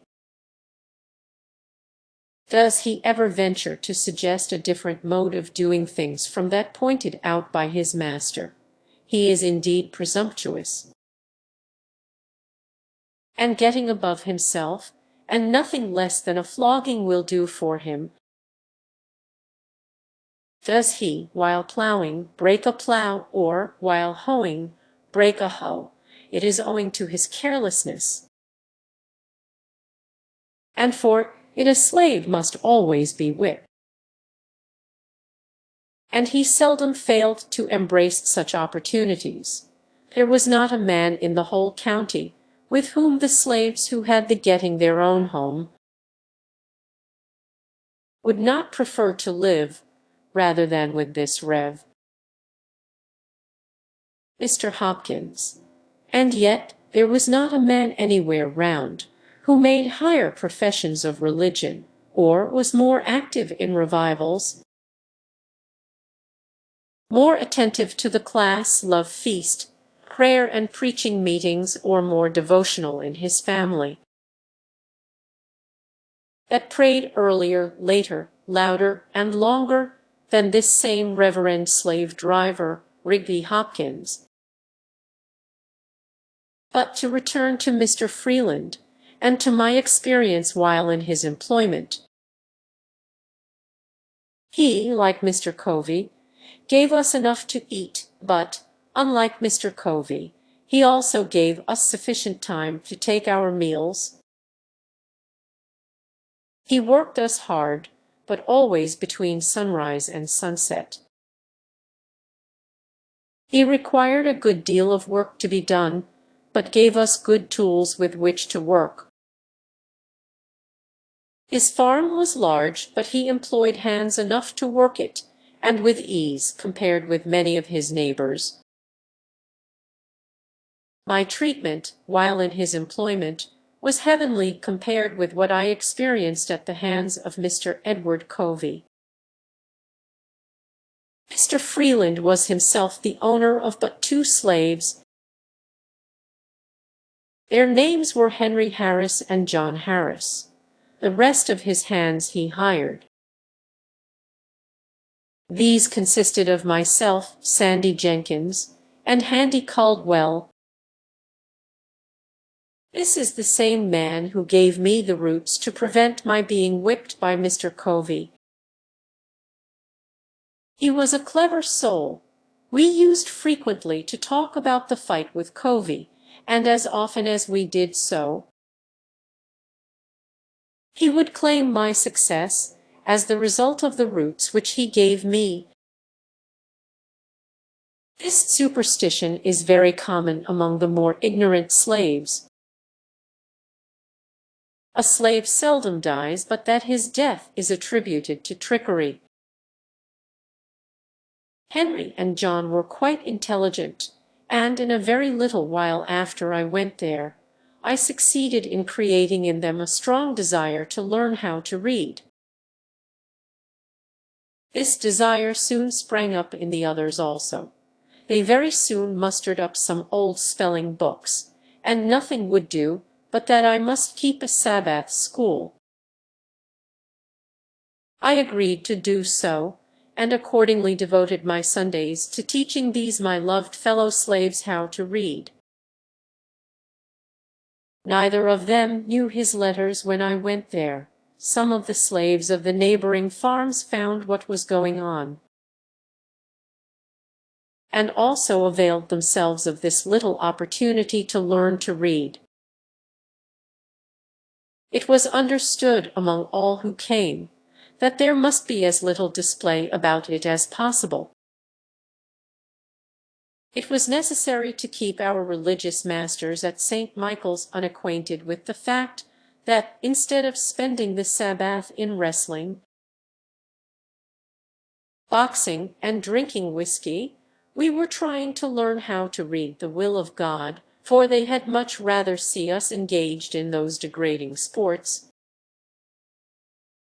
than to see us behaving like intellectual, moral, and accountable beings.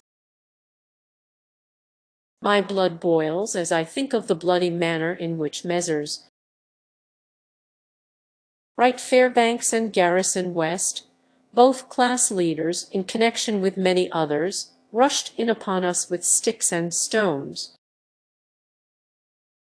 and broke up our virtuous little Sabbath school at St. Michael's, all calling themselves Christians, humble followers of the Lord Jesus Christ. But I am again digressing. I held my Sabbath school at the house of a free colored man, whose name I deem it imprudent to mention, for should it be known, it might embarrass him greatly, though the crime of holding the school was committed 10 years ago. I had at one time over 40 scholars, and those of the right sort, ardently desiring to learn. They were of all ages, though mostly men and women.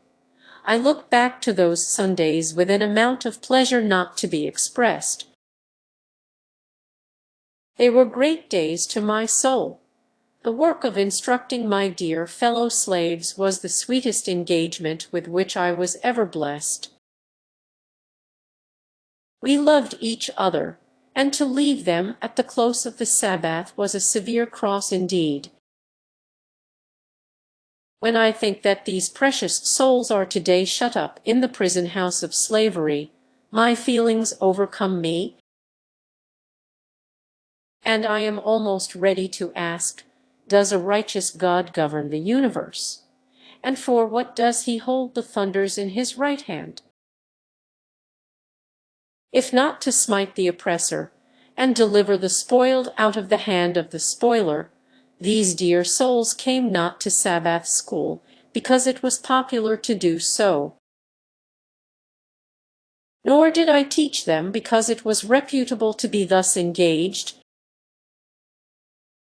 Every moment they spent in that school, they were liable to be taken up and given 39 lashes. They came because they wished to learn.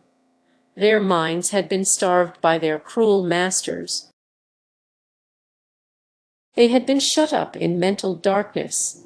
I taught them because it was the delight of my soul to be doing something that looked like bettering the condition of my race. I kept up my school nearly the whole year I lived with Mr. Freeland, and, beside my Sabbath school, I devoted 3 evenings in the week, during the winter, to teaching the slaves at home, and I have the happiness to know that several of those who came to Sabbath school learned how to read, and that one, at least, is now free through my agency. The year passed off smoothly. It seemed only about half as long as the year which preceded it. I went through it without receiving a single blow.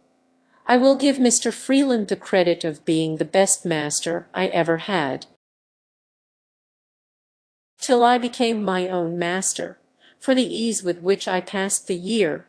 I was, however, somewhat indebted to the society of my fellow slaves. They were noble souls. They not only possessed loving hearts, but brave ones. We were linked and interlinked with each other. I loved them with a love stronger than anything I have experienced since. It is sometimes said that we slaves do not love and confide in each other. In answer to this assertion, I can say, I never loved any or confided in any people more than my fellow slaves, and especially those with whom I lived at Mr. Freeland's. I believe we would have died for each other. We never undertook to do anything of any importance without a mutual consultation.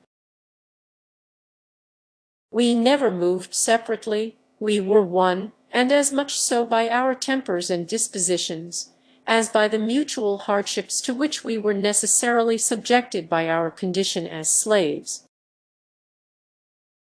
At the close of the year 1834, Mr. Freeland again hired me of my master for the year 1835.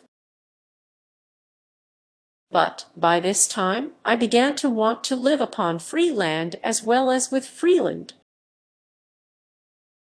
and I was no longer content, therefore, to live with him or any other slaveholder.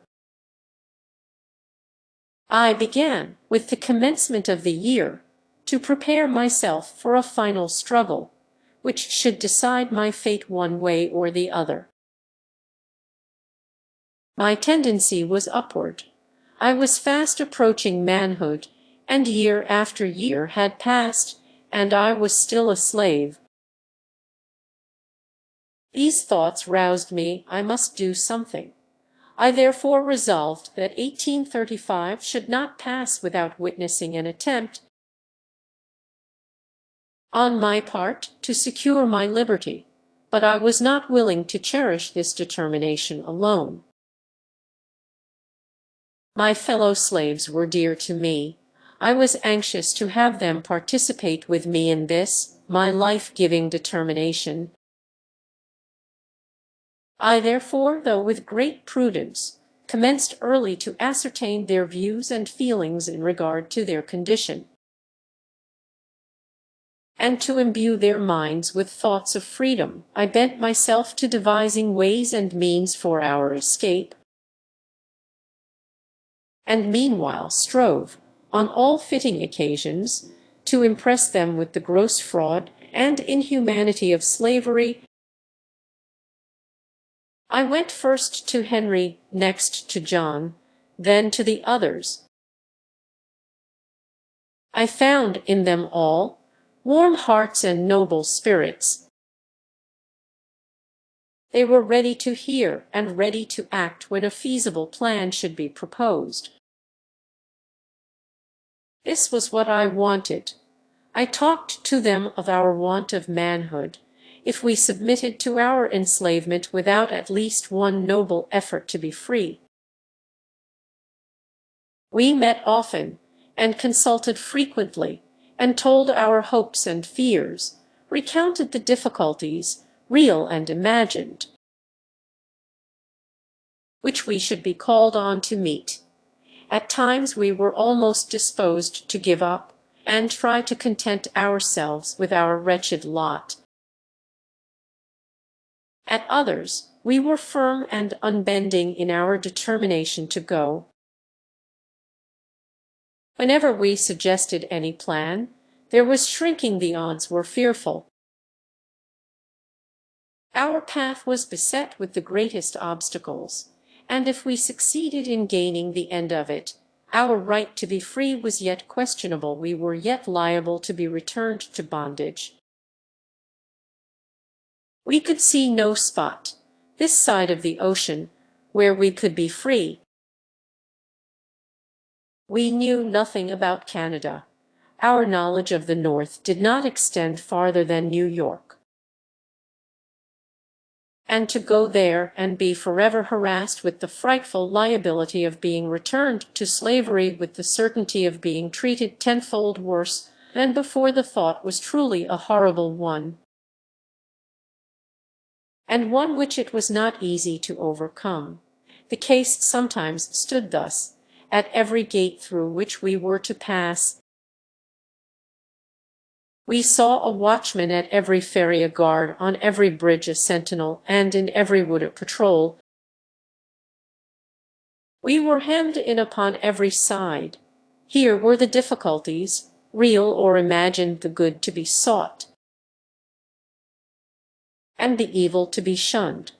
On the one hand, there stood slavery, a stern reality, glaring frightfully upon us, its robes already crimsoned with the blood of millions, and even now feasting itself greedily upon our own flesh. On the other hand, away back in the dim distance, under the flickering light of the North Star, behind some craggy hill or snow-covered mountain, stood a doubtful freedom, half frozen, beckoning us to come and share its hospitality. This in itself was sometimes enough to stagger us, but when we permitted ourselves to survey the road, we were frequently appalled. Upon either side we saw grim death, assuming the most horrid shapes. Now it was starvation, causing us to eat our own flesh; now we were contending with the waves, and were drowned. Now we were overtaken and torn to pieces by the fangs of the terrible bloodhound.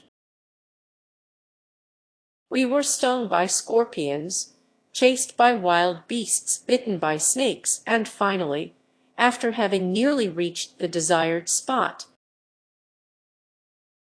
after swimming rivers, encountering wild beasts, sleeping in the woods, suffering hunger and nakedness, we were overtaken by our pursuers, and, in our resistance, we were shot dead upon the spot.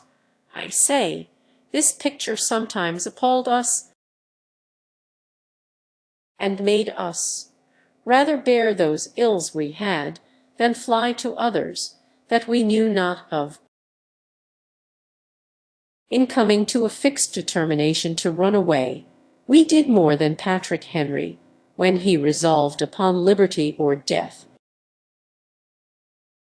With us it was a doubtful liberty at most, and almost certain death if we failed. For my part, I should prefer death to hopeless bondage. Sandy, one of our number, gave up the notion, but still encouraged us. Our company then consisted of Henry Harris, John Harris, Henry Bailey, Charles Roberts, and myself. Henry Bailey was my uncle, and belonged to my master. Charles married my aunt. He belonged to my master's father-in-law, Mr. William Hamilton. The plan we finally concluded upon was to get a large canoe belonging to Mr. Hamilton, and upon the Saturday night previous to Easter holidays, paddle directly up the Chesapeake Bay. On our arrival at the head of the bay, a distance of 70 or 80 miles from where we lived, it was our purpose to turn our canoe adrift, and follow the guidance of the North Star till we got beyond the limits of Maryland. Our reason for taking the water route was that we were less liable to be suspected as runaways. We hoped to be regarded as fishermen, whereas, if we should take the land route, we should be subjected to interruptions of almost every kind. Anyone having a white face and being so disposed could stop us and subject us to examination. The week before our intended start, I wrote several protections, one for each of us. As well as I can remember, they were in the following words, to wit: "This is to certify that I, the undersigned, have given the bearer, my servant, full liberty to go to Baltimore and spend the Easter holidays, written with mine own hand, and Amp. C. 1835, William Hamilton, near St. Michael's, in Talbot County, Maryland." We were not going to Baltimore, but, in going up the bay, we went toward Baltimore, and these protections were only intended to protect us while on the bay. As the time drew near for our departure, our anxiety became more and more intense. It was truly a matter of life and death with us. The strength of our determination was about to be fully tested. At this time, I was very active in explaining every difficulty, removing every doubt, dispelling every fear, and inspiring all with the firmness indispensable to success in our undertaking, assuring them that half was gained the instant we made the move. We had talked long enough. We were now ready to move. If not now, we never should be. And if we did not intend to move now, we had as well fold our arms, sit down, and acknowledge ourselves fit only to be slaves. This none of us were prepared to acknowledge. Every man stood firm, and at our last meeting we pledged ourselves afresh, in the most solemn manner, that, at the time appointed, we would certainly start in pursuit of freedom. This was in the middle of the week, at the end of which we were to be off. We went, as usual, to our several fields of labor, but with bosoms highly agitated with thoughts of our truly hazardous undertaking. We tried to conceal our feelings as much as possible, and I think we succeeded very well. After a painful waiting, the Saturday morning, whose night was to witness our departure, came. I hailed it with joy, bring what of sadness it might. Friday night was a sleepless one for me. I probably felt more anxious than the rest, because I was, by common consent, at the head of the whole affair. The responsibility of success or failure lay heavily upon me. The glory of the one and the confusion of the other were alike mine. The first 2 hours of that morning were such as I never experienced before and hope never to again. Early in the morning, we went, as usual, to the field. We were spreading manure, and all at once, while thus engaged, I was overwhelmed with an indescribable feeling, in the fullness of which I turned to Sandy, who was near by, and said, "We are betrayed." "Well," said he, "that thought has this moment struck me." We said no more. I was never more certain of anything. The horn was blown as usual, and we went up from the field to the house for breakfast. I went for the form more than for want of anything to eat that morning. Just as I got to the house, in looking out at the lane gate, I saw 4 white men, with 2 colored men. The white men were on horseback, and the colored ones were walking behind, as if tied. I watched them a few moments till they got up to our lane gate. Here they halted, and tied the colored men to the gate post. I was not yet certain as to what the matter was. In a few moments, in rode Mr. Hamilton, with a speed betokening great excitement. He came to the door, and inquired if Master William was in. He was told he was at the barn. Mr. Hamilton, without dismounting, rode up to the barn with extraordinary speed. In a few moments, he and Mr. Freeland returned to the house. By this time, the 3 constables rode up, and in great haste dismounted, tied their horses, and met Master William and Mr. Hamilton returning from the barn.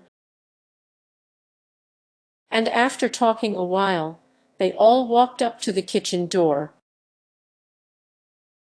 There was no one in the kitchen but myself and John. Henry and Sandy were up at the barn. Mr. Freeland put his head in at the door, and called me by name, saying, "There were some gentlemen at the door who wished to see me."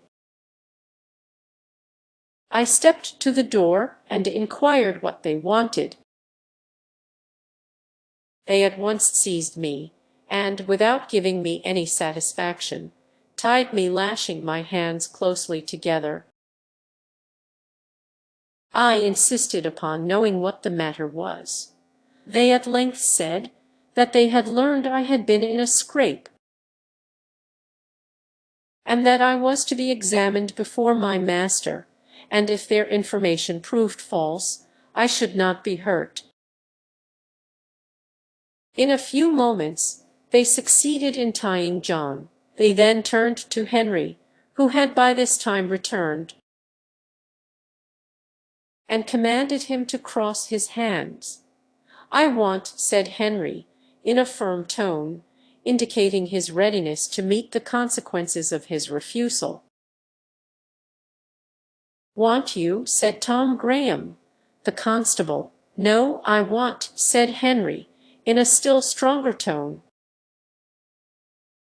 With this, 2 of the constables pulled out their shining pistols and swore by their Creator that they would make him cross his hands or kill him. Each cocked his pistol, and, with fingers on the trigger, walked up to Henry, saying at the same time, if he did not cross his hands, they would blow his damned heart out. "Shoot me, said Henry. "You can't kill me but once." Shoot, and be damned, I won't be tied." This he said in a tone of loud defiance. And at the same time, with a motion as quick as lightning, he with one single stroke dashed the pistols from the hand of each constable. As he did this, all hands fell upon him, and, after beating him some time, they finally overpowered him and got him tied. During the scuffle, I managed, I know not how, to get my pass out, and, without being discovered, put it into the fire. We were all now tied, and just as we were to leave for Easton Jail, Betsy Freeland, mother of William Freeland, came to the door with her hands full of biscuits, and divided them between Henry and John. She then delivered herself of a speech to the following effect, addressing herself to me. She said, "You devil, you yellow devil, it was you that put it into the heads of Henry and John to run away. But for you, you long-legged mulatto devil, Henry nor John would never have thought of such a thing." I made no reply, and was immediately hurried off towards St. Michael's. Just a moment previous to the scuffle with Henry, Mr. Hamilton suggested the propriety of making a search for the protections which he had understood Frederick had written for himself and the rest. But, just at the moment he was about carrying his proposal into effect, and the excitement attending the scuffle caused them either to forget or to deem it unsafe, under the circumstances, to search, so we were not yet convicted of the intention to run away. When we got about halfway to St. Michael's, while the constables having us in charge were looking ahead, Henry inquired of me what he should do with his pass. I told him to eat it with his biscuit, and own nothing, and we passed the word around, "Own nothing." And own nothing, said we all. Our confidence in each other was unshaken. We were resolved to succeed or fail together, after the calamity had befallen us as much as before. We were now prepared for anything. We were to be dragged that morning 15 miles behind horses, and then to be placed in the Easton jail. When we reached St. Michael's, we underwent a sort of examination. We all denied that we ever intended to run away. We did this more to bring out the evidence against us than from any hope of getting clear of being sold, for, as I have said, we were ready for that. The fact was, we cared but little where we went, so we went together. Our greatest concern was about separation. We dreaded that more than anything this side of death. We found the evidence against us to be the testimony of one person. Our master would not tell who it was, but we came to a unanimous decision among ourselves as to who their informant was. We were sent off to the jail at Easton. When we got there, we were delivered up to the sheriff, Mr. Joseph Graham, and by him placed in jail. Henry, John, and myself were placed in one room together, Charles and Henry Bailey in another. Their object in separating us was to hinder concert. We had been in jail scarcely 20 minutes, when a swarm of slave traders and agents for slave traders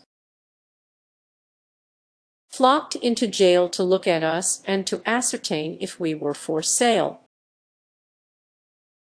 Such a set of beings I never saw before. I felt myself surrounded by so many fiends from perdition. A band of pirates never looked more like their father, the devil. They laughed and grinned over us, saying, "Ah, my boys, we have got you, haven't we?" And after taunting us in various ways, they one by one went into an examination of us, with intent to ascertain our value. They would impudently ask us if we would not like to have them for our masters. We would make them no answer, and leave them to find out as best they could. Then they would curse and swear at us, telling us that they could take the devil out of us in a very little while, if we were only in their hands. While in jail, we found ourselves in much more comfortable quarters than we expected when we went there. We did not get much to eat, nor that which was very good, but we had a good clean room, from the windows of which we could see what was going on in the street, which was very much better than though we had been placed in one of the dark, damp cells. Upon the whole, we got along very well, so far as the jail and its keeper were concerned. Immediately after the holidays were over, contrary to all our expectations, Mr. Hamilton and Mr. Freeland came up to Easton and took Charles, the two Henrys and John, out of jail and carried them home, leaving me alone. I regarded this separation as a final one. It caused me more pain than anything else in the whole transaction. I was ready for anything rather than separation. I supposed that they had consulted together, and had decided that, as I was the whole cause of the intention of the others to run away, it was hard to make the innocent suffer with the guilty, and that they had therefore concluded to take the others home and sell me as a warning to the others that remained. It is due to the noble Henry to say, he seemed almost as reluctant at leaving the prison as at leaving home to come to the prison. But we knew we should, in all probability, be separated if we were sold, and since he was in their hands, he concluded to go peaceably home. I was now left to my fate. I was all alone, and within the walls of a stone prison. But a few days before, and I was full of hope, I expected to have been safe in a land of freedom. But now I was covered with gloom, sunk down to the utmost despair. I thought the possibility of freedom was gone. I was kept in this way about 1 week, at the end of which Captain Auld, my master, to my surprise and utter astonishment, came up, and took me out, with the intention of sending me, with a gentleman of his acquaintance, into Alabama, but, from some cause or other, he did not send me to Alabama, but concluded to send me back to Baltimore, to live again with his brother Hugh, and to learn a trade. Thus, after an absence of 3 years and 1 month, I was once more permitted to return to my old home at Baltimore.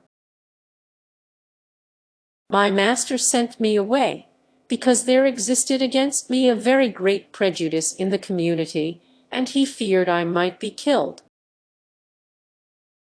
In a few weeks after I went to Baltimore, Master Hugh hired me to Mr. William Gardner, an extensive shipbuilder,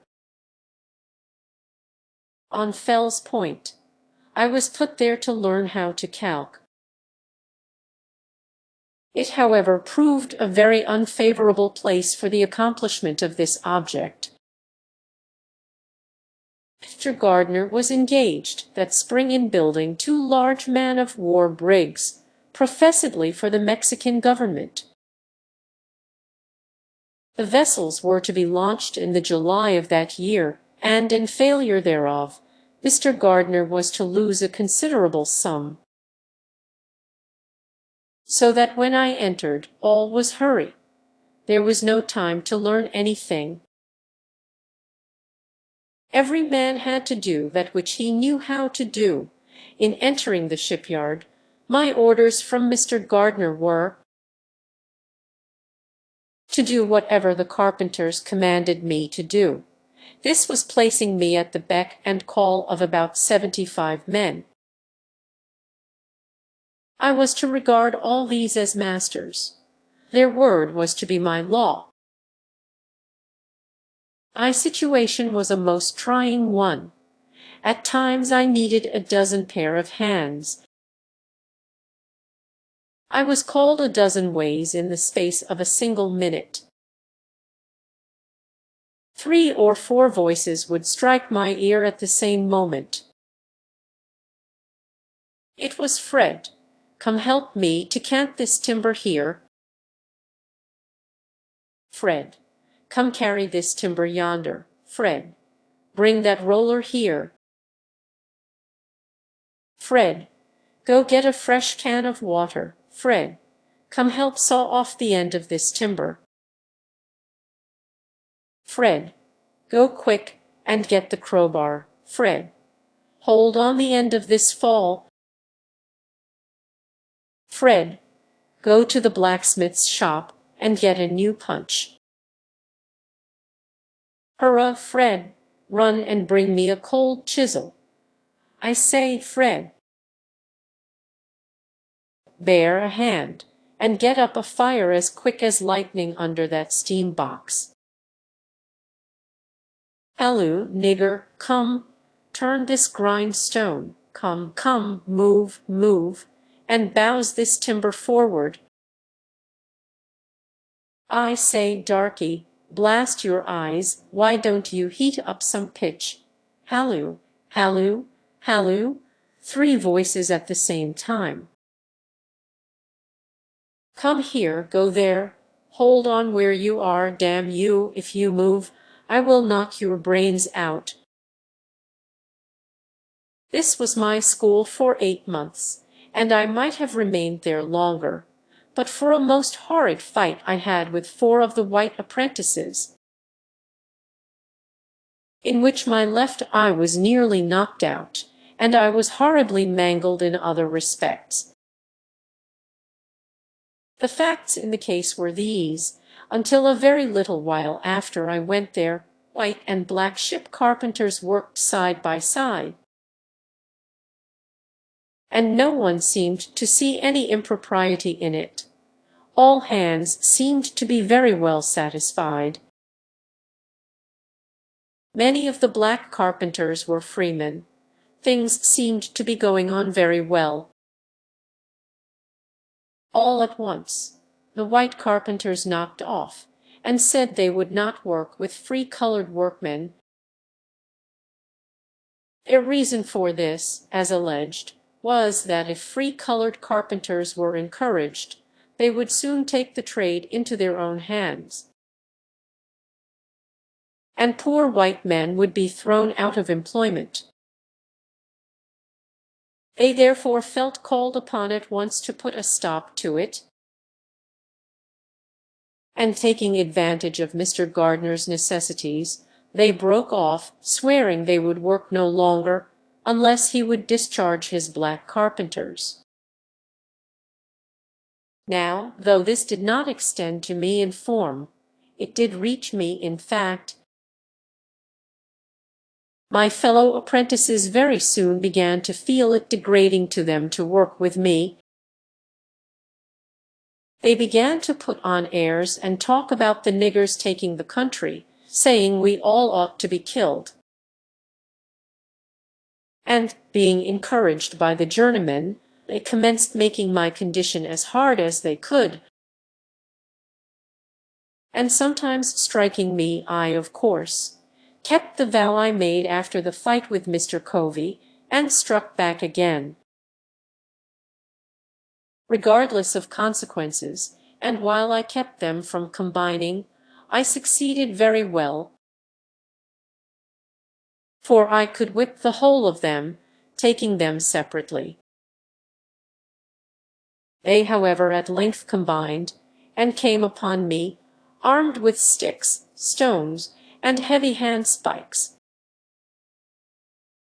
One came in front with a half-brick. There was one at each side of me, and one behind me.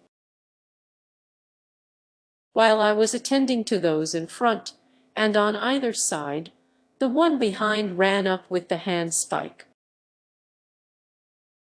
and struck me a heavy blow upon the head. It stunned me. I fell, and with this they all ran upon me, and fell to beating me with their fists. I let them lay on for a while, gathering strength. Just as I did that, one of their number gave me, with his heavy boot, a powerful kick in the left eye.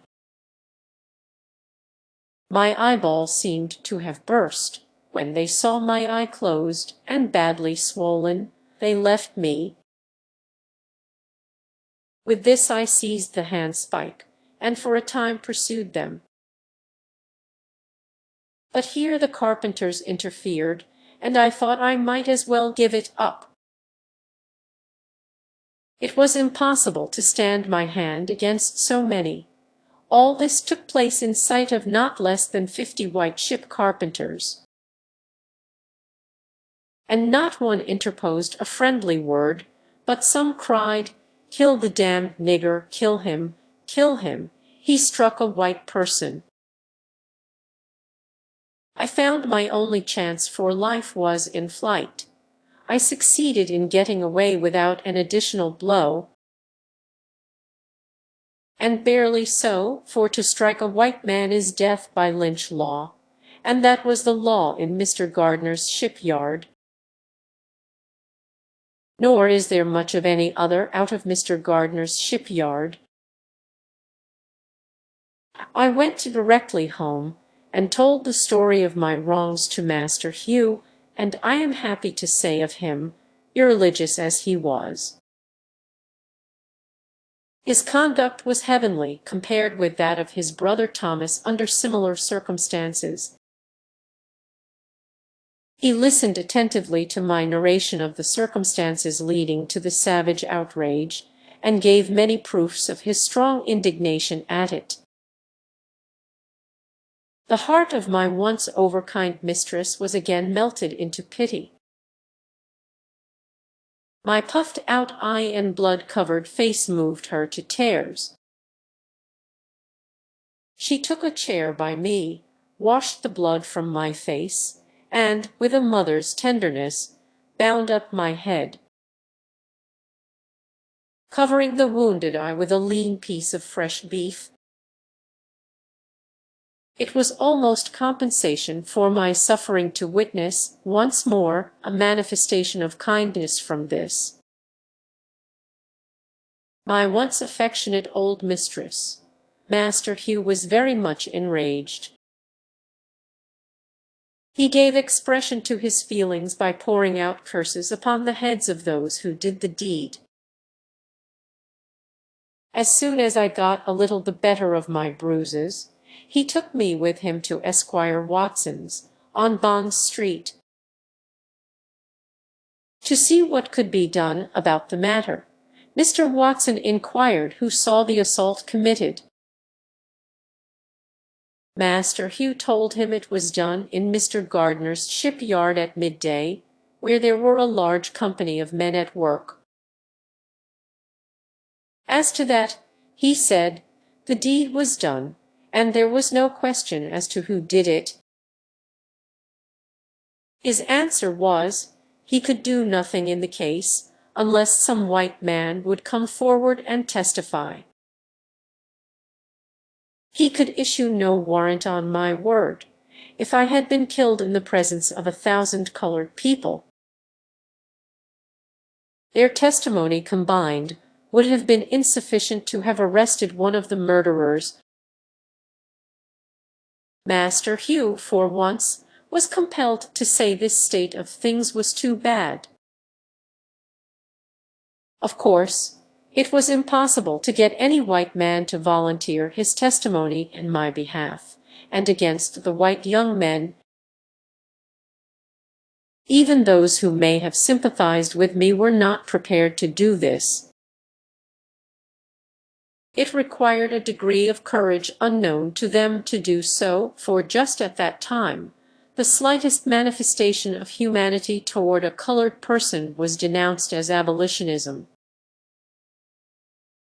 and that name subjected its bearer to frightful liabilities.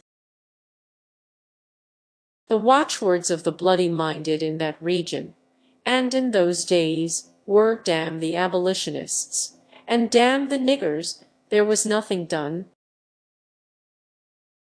and probably nothing would have been done if I had been killed. Such was, and such remains, the state of things in the Christian city of Baltimore. Master Hugh, finding he could get no redress, refused to let me go back again to Mr. Gardner. He kept me himself, and his wife dressed my wound till I was again restored to health. He then took me into the shipyard of which he was foreman, in the employment of Mr. Walter Price. There I was immediately set to calking, and very soon learned the art of using my mallet and irons. In the course of 1 year from the time I left Mr. Gardner's, I was able to command the highest wages given to the most experienced calkers. I was now of some importance to my master. I was bringing him from $6 to $7 per week. I sometimes brought him $9 per week. My wages were $1.50 a day. After learning how to calc, I sought my own employment, made my own contracts, and collected the money which I earned. My pathway became much more smooth than before. My condition was now much more comfortable. When I could get no calking to do, I did nothing. During these leisure times, those old notions about freedom would steal over me again. When in Mr. Gardner's employment, I was kept in such a perpetual whirl of excitement, I could think of nothing. Scarcely but my life, and in thinking of my life, I almost forgot my liberty. I have observed this in my experience of slavery, that whenever my condition was improved, instead of its increasing my contentment, it only increased my desire to be free, and set me to thinking of plans to gain my freedom. I have found that, to make a contented slave, it is necessary to make a thoughtless one. It is necessary to darken his moral and mental vision, and, as far as possible, to annihilate the power of reason. He must be able to detect no inconsistencies in slavery. He must be made to feel that slavery is right. And he can be brought to that only when he ceases to be a man. I was now getting, as I have said, $1.50 per day. I contracted for it, I earned it, it was paid to me, it was rightfully my own, yet, upon each returning Saturday night, I was compelled to deliver every cent of that money to Master Hugh. And why? Not because he earned it, not because he had any hand in earning it, not because I owed it to him, nor because he possessed the slightest shadow of a right to it, but solely because he had the power to compel me to give it up. The right of the grim-visaged pirate upon the high seas is exactly the same. Chapter Roman 11. I now come to that part of my life during which I planned, and finally succeeded in making my escape from slavery. But before narrating any of the peculiar circumstances, I deem it proper to make known my intention not to state all the facts connected with the transaction. My reasons for pursuing this course may be understood from the following. First, were I to give a minute statement of all the facts, it is not only possible, but quite probable, that others would thereby be involved in the most embarrassing difficulties. Secondly, such a statement would most undoubtedly induce greater vigilance on the part of slaveholders than has existed heretofore among them. which would, of course, be the means of guarding a door whereby some dear brother bondman might escape his galling chains. I deeply regret the necessity that impels me to suppress anything of importance connected with my experience in slavery. It would afford me great pleasure indeed, as well as materially add to the interest of my narrative, were I at liberty to gratify a curiosity which I know exists in the minds of many, by an accurate statement of all the facts pertaining to my most fortunate escape. But I must deprive myself of this pleasure, and the curious of the gratification which such a statement would afford. I would allow myself to suffer under the greatest imputations which evil-minded men might suggest, rather than exculpate myself, and thereby run the hazard of closing the slightest avenue by which a brother slave might clear himself of the chains and fetters of slavery. I have never approved of the very public manner in which some of our Western friends have conducted what they call the Underground Railroad, but which I think, by their open declarations, has been made most emphatically the Upperground Railroad. I honor those good men and women for their noble daring, and applaud them for willingly subjecting themselves to bloody persecution, by openly avowing their participation in the escape of slaves. I, however, can see very little good resulting from such a course, either to themselves or the slaves escaping. While, upon the other hand, I see and feel assured that those open declarations are a positive evil to the slaves remaining, who are seeking to escape. They do nothing towards enlightening the slave, whilst they do much towards enlightening the master. They stimulate him to greater watchfulness, and enhance his power to capture his slave. We owe something to the slaves south of the line as well as to those north of it, and in aiding the latter on their way to freedom, we should be careful to do nothing which would be likely to hinder the former from escaping from slavery. I would keep the merciless slaveholder profoundly ignorant of the means of flight adopted by the slave. I would leave him to imagine himself surrounded by myriads of invisible tormentors, ever ready to snatch from his infernal grasp his trembling prey. Let him be left to feel his way in the dark, let darkness commensurate with his crime hover over him, and let him feel that at every step he takes, in pursuit of the flying bondman, he is running the frightful risk of having his hot brains dashed out by an invisible agency. Let us render the tyrant no aid. Let us not hold the light by which he can trace the footprints of our flying brother. But enough of this. I will now proceed to the statement of those facts connected with my escape, for which I am alone responsible, and for which no one can be made to suffer but myself. In the early part of the year 1838, I became quite restless. I could see no reason why I should, at the end of each week, pour the reward of my toil into the purse of my master. When I carried to him my weekly wages, he would, after counting the money, look me in the face with a robber-like fierceness, and ask, "Is this all?" He was satisfied with nothing less than the last cent. He would, however, when I made him $6, sometimes give me 6 cents, to encourage me. It had the opposite effect.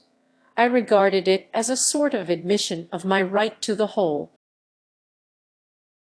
The fact that he gave me any part of my wages was proof, to my mind, that he believed me entitled to the whole of them.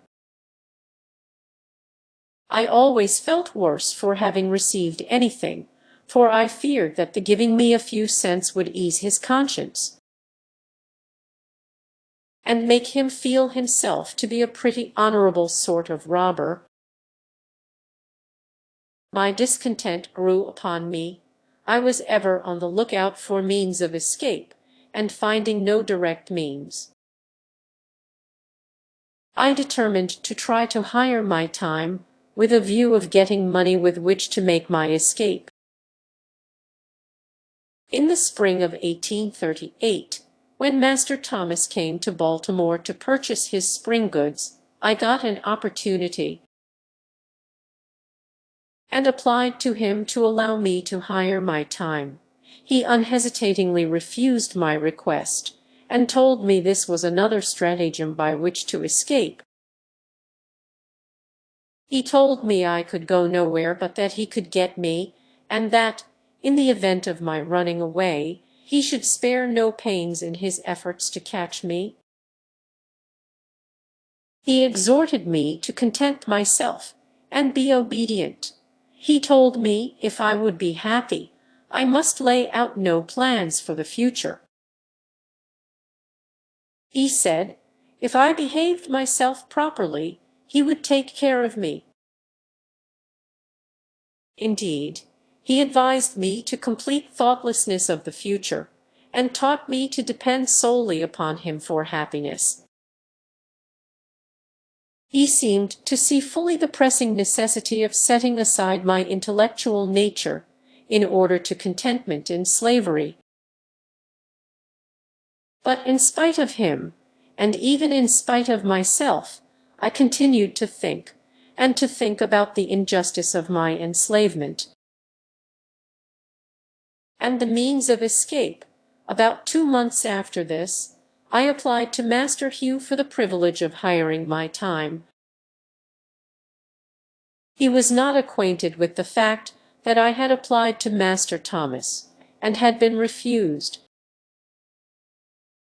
He too, at first, seemed disposed to refuse, but, after some reflection, he granted me the privilege, and proposed the following terms. I was to be allowed all my time, make all contracts with those for whom I worked, and find my own employment, and in return for this liberty, I was to pay him $3 at the end of each week, find myself in calking tools, and in board and clothing. My board was $2.50 per week. This, with the wear and tear of clothing and calking tools, made my regular expenses about $6 per week. This amount I was compelled to make up, or relinquish the privilege of hiring my time. Rain or shine, work or no work, at the end of each week the money must be forthcoming, or I must give up my privilege. This arrangement, it will be perceived, was decidedly in my master's favor. It relieved him of all need of looking after me. His money was sure. He received all the benefits of slaveholding without its evils, while I endured all the evils of a slave, and suffered all the care and anxiety of a freeman. I found it a hard bargain, but, hard as it was, I thought it better than the old mode of getting along. It was a step towards freedom to be allowed to bear the responsibilities of a freeman, and I was determined to hold on upon it. I bent myself to the work of making money. I was ready to work at night as well as day, and by the most untiring perseverance and industry, I made enough to meet my expenses, and lay up a little money every week. I went on thus from May till August. Master Hugh then refused to allow me to hire my time longer. The ground for his refusal was a failure on my part, one Saturday night, to pay him for my week's time. This failure was occasioned by my attending a camp meeting about 10 miles from Baltimore. During the week, I had entered into an engagement with a number of young friends to start from Baltimore to the campground early Saturday evening. And being detained by my employer, I was unable to get down to Master Hugh's without disappointing the company. I knew that Master Hugh was in no special need of the money that night. I therefore decided to go to camp meeting, and upon my return pay him the $3. I stayed at the camp meeting one day longer than I intended when I left. But as soon as I returned, I called upon him to pay him what he considered his due. I found him very angry. He could scarce restrain his wrath. He said he had a great mind to give me a severe whipping. He wished to know how I dared go out of the city without asking his permission. I told him I hired my time, and while I paid him the price which he asked for it, I did not know that I was bound to ask him when and where I should go. This reply troubled him, and, after reflecting a few moments, he turned to me, and said I should hire my time no longer. That the next thing he should know of I would be running away. Upon the same plea, he told me to bring my tools and clothing home forthwith. I did so, but instead of seeking work, as I had been accustomed to do previously to hiring my time, I spent the whole week without the performance of a single stroke of work. I did this in retaliation. Saturday night, he called upon me as usual for my week's wages. I told him I had no wages. I had done no work that week. Here we were upon the point of coming to blows. He raved, and swore his determination to get hold of me. I did not allow myself a single word, but was resolved, if he laid the weight of his hand upon me, it should be blow for blow.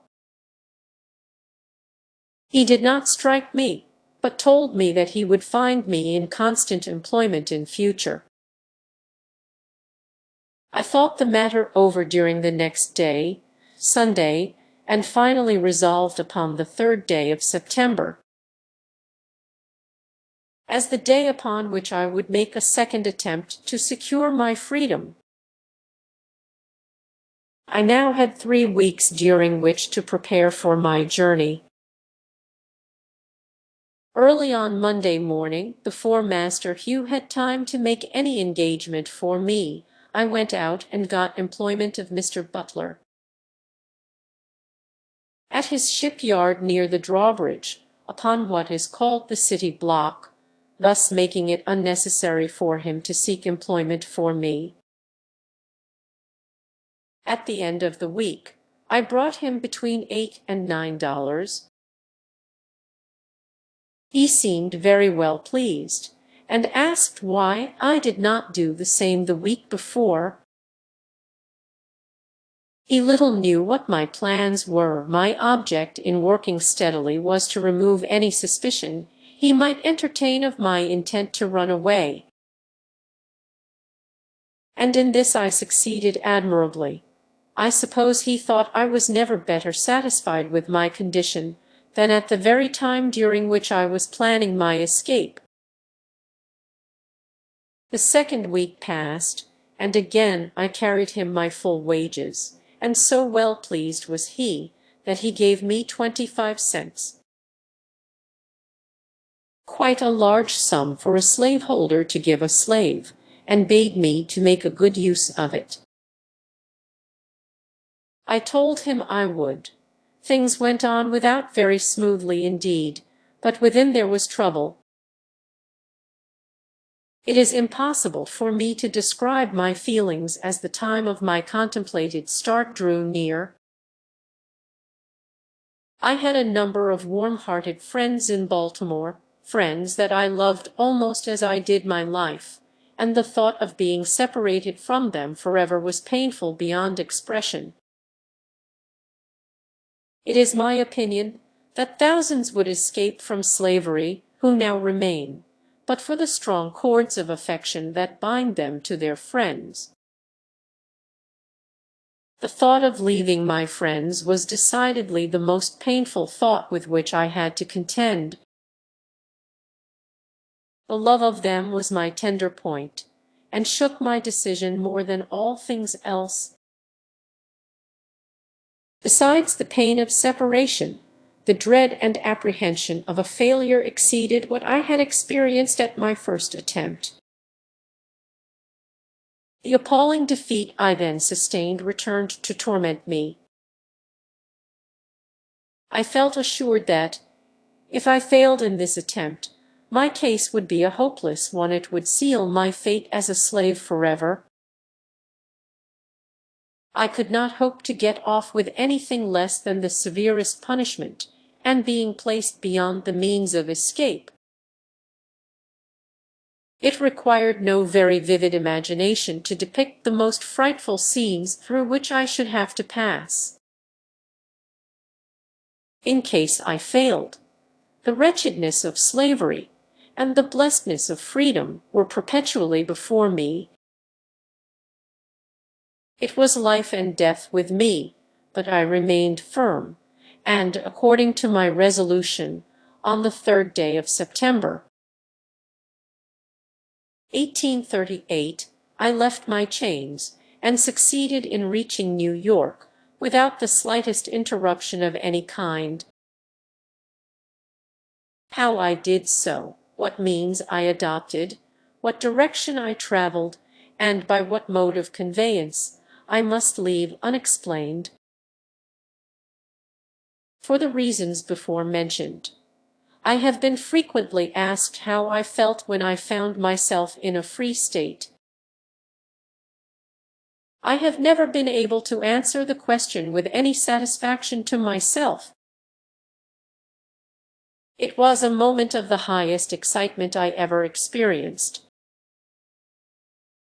I suppose I felt as one may imagine the unarmed mariner to feel when he is rescued by a friendly man of war from the pursuit of a pirate. In writing to a dear friend immediately after my arrival at New York, I said I felt like one who had escaped a den of hungry lions.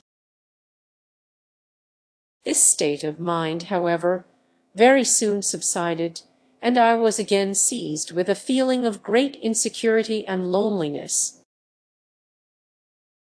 I was yet liable to be taken back and subjected to all the tortures of slavery.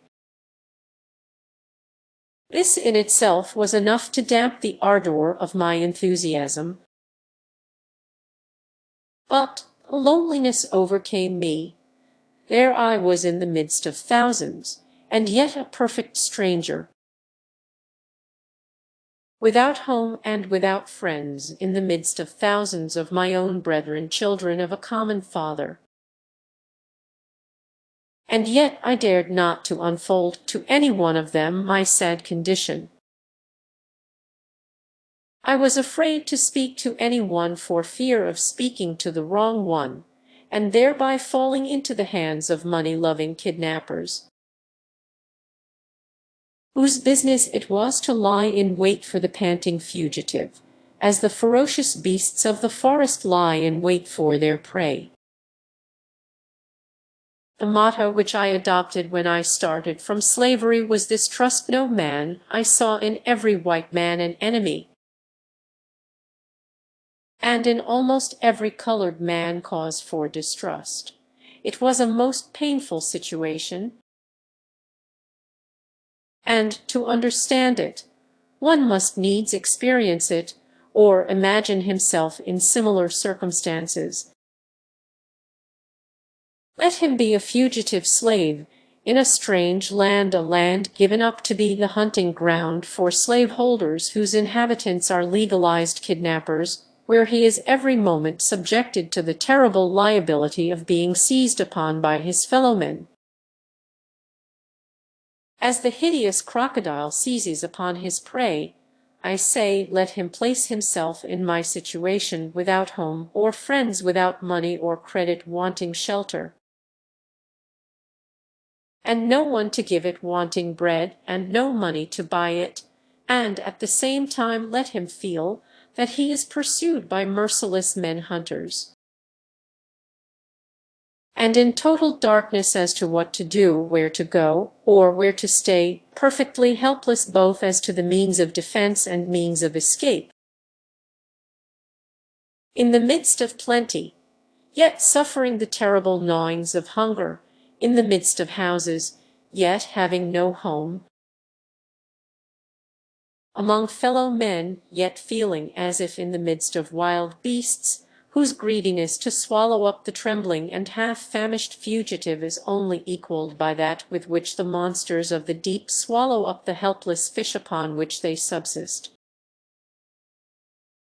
I say, let him be placed in this most trying situation, the situation in which I was placed, then and not till then. Will he fully appreciate the hardships of, and know how to sympathize with, the toil-worn and whip-scarred fugitive slave? Thank heaven, I remained but a short time in this distressed situation. I was relieved from it by the humane hand of Mr. David Ruggles, whose vigilance, kindness, and perseverance I shall never forget. I am glad of an opportunity to express, as far as words can, the love and gratitude I bear him. Mr. Ruggles is now afflicted with blindness, and is himself in need of the same kind offices which he was once so forward in the performance of toward others. I had been in New York but a few days when Mr. Ruggles sought me out, and very kindly took me to his boarding-house at the corner of Church and L'Esplanade streets. Mr. Ruggles was then very deeply engaged in the memorable Dark case, as well as attending to a number of other fugitive slaves, devising ways and means for their successful escape, and, though watched and hemmed in on almost every side, he seemed to be more than a match for his enemies. Very soon after I went to Mr. Ruggles, he wished to know of me where I wanted to go, as he deemed it unsafe for me to remain in New York. I told him I was a calker, and should like to go where I could get work. I thought of going to Canada, but he decided against it, and in favor of my going to New Bedford, thinking I should be able to get work there at my trade. At this time, Anna, my intended wife, came on, for I wrote to her immediately after my arrival at New York. Notwithstanding my homeless, houseless, and helpless condition, informing her of my successful flight, and wishing her to come on forthwith. J.W.C. Pennington, who, in the presence of Mr. Ruggles, Mrs. Michaels, and 2 or 3 others, performed the marriage ceremony, and gave us a certificate, of which the following is an exact copy. This may certify that I joined together in holy matrimony Frederick Johnson and Anna Murray as man and wife, in the presence of Mr. David Ruggles and Mrs. Michaels. James W. C. Pennington, New York, Sept. 15, 1838. She was free, I had changed my name from Frederick Bailey to that of Johnson. Upon receiving this certificate, and a $5 bill from Mr. Ruggles, I shouldered one part of our baggage, and Anna took up the other, and we set out forthwith to take passage on board of the steamboat John W. Richmond for Newport, on our way to New Bedford. Mr. Ruggles gave me a letter to a Mr. Shaw in Newport, and told me, in case my money did not serve me to New Bedford, to stop in Newport and obtain further assistance. But upon our arrival at Newport, we were so anxious to get to a place of safety that, notwithstanding we lacked the necessary money to pay our fare, we decided to take seats in the stage and promised to pay when we got to New Bedford. We were encouraged to do this by two excellent gentlemen, residents of New Bedford, whose names I afterward ascertained to be Joseph Ricketson and William C. Tabor. They seemed at once to understand our circumstances, and gave us such assurance of their friendliness as put us fully at ease in their presence. It was good indeed to meet with such friends at such a time. Upon reaching New Bedford, we were directed to the house of Mr. Nathan Johnson, by whom we were kindly received,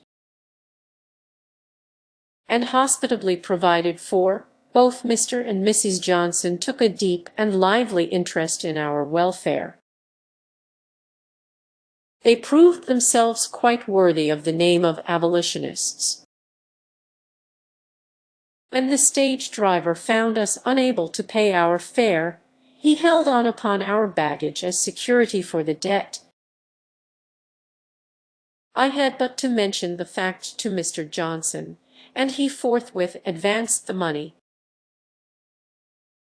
We now began to feel a degree of safety, and to prepare ourselves for the duties and responsibilities of a life of freedom. On the morning after our arrival at New Bedford, while at the breakfast table, the question arose as to what name I should be called by. The name given me by my mother was Frederick Augustus Washington Bailey. I, however, had dispensed with the two middle names long before I left Maryland, so that I was generally known by the name of Frederick Bailey. I started from Baltimore bearing the name of Stanley. When I got to New York, I again changed my name to Frederick Johnson, and thought that would be the last change. But when I got to New Bedford, I found it necessary again to change my name. The reason of this necessity was, that there were so many Johnsons in New Bedford, it was already quite difficult to distinguish between them. I gave Mr. Johnson the privilege of choosing me a name, but told him he must not take from me the name of Frederick. I must hold on to that, to preserve a sense of my identity. Mr. Johnson had just been reading The Lady of the Lake, and at once suggested that my name be Douglass. From that time until now I have been called Frederick Douglass, and as I am more widely known by that name than by either of the others, I shall continue to use it as my own. I was quite disappointed at the general appearance of things in New Bedford. The impression which I had received respecting the character and condition of the people of the North, I found to be singularly erroneous. I had very strangely supposed, while in slavery, that few of the comforts, and scarcely any of the luxuries, of life were enjoyed at the North, compared with what were enjoyed by the slaveholders of the South. I probably came to this conclusion from the fact that Northern people owned no slaves. I supposed that they were about upon a level with the non-slave-holding population of the South. I knew they were exceedingly poor, and I had been accustomed to regard their poverty as the necessary consequence of their being non-slaveholders. I had somehow imbibed the opinion that, in the absence of slaves, there could be no wealth, and very little refinement. And upon coming to the North, I expected to meet with a rough, hard-handed, and uncultivated population, living in the most Spartan-like simplicity, knowing nothing of the ease, luxury, pomp, and grandeur of Southern slaveholders. Such being my conjectures, any one acquainted with the appearance of New Bedford may very readily infer how palpably I must have seen my mistake. In the afternoon of the day when I reached New Bedford, I visited the wharves, to take a view of the shipping. Here I found myself surrounded with the strongest proofs of wealth. Lying at the wharves, and riding in the stream, I saw many ships of the finest model, in the best order, and of the largest size. Upon the right and left, I was walled in by granite warehouses of the widest dimensions, stowed to their utmost capacity with the necessaries and comforts of life. Added to this, almost everybody seemed to be at work, but noiselessly so, compared with what I had been accustomed to in Baltimore. There were no loud songs heard from those engaged in loading and unloading ships.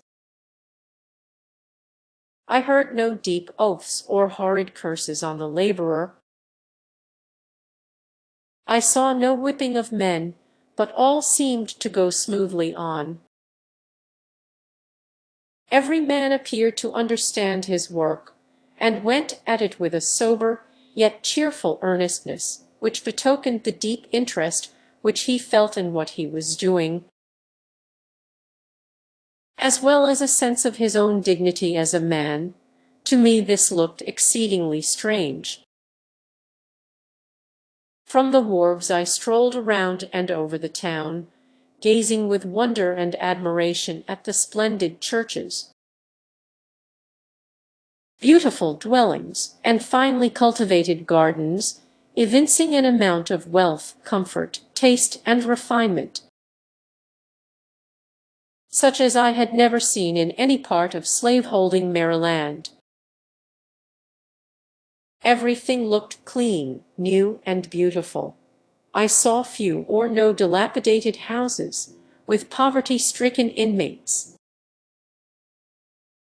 no half-naked children and barefooted women, such as I had been accustomed to see in Hillsborough, Easton, St. Michael's, and Baltimore. The people looked more able, stronger, healthier, and happier than those of Maryland. I was for once made glad by a view of extreme wealth, without being saddened by seeing extreme poverty. But the most astonishing, as well as the most interesting thing to me was the condition of the colored people,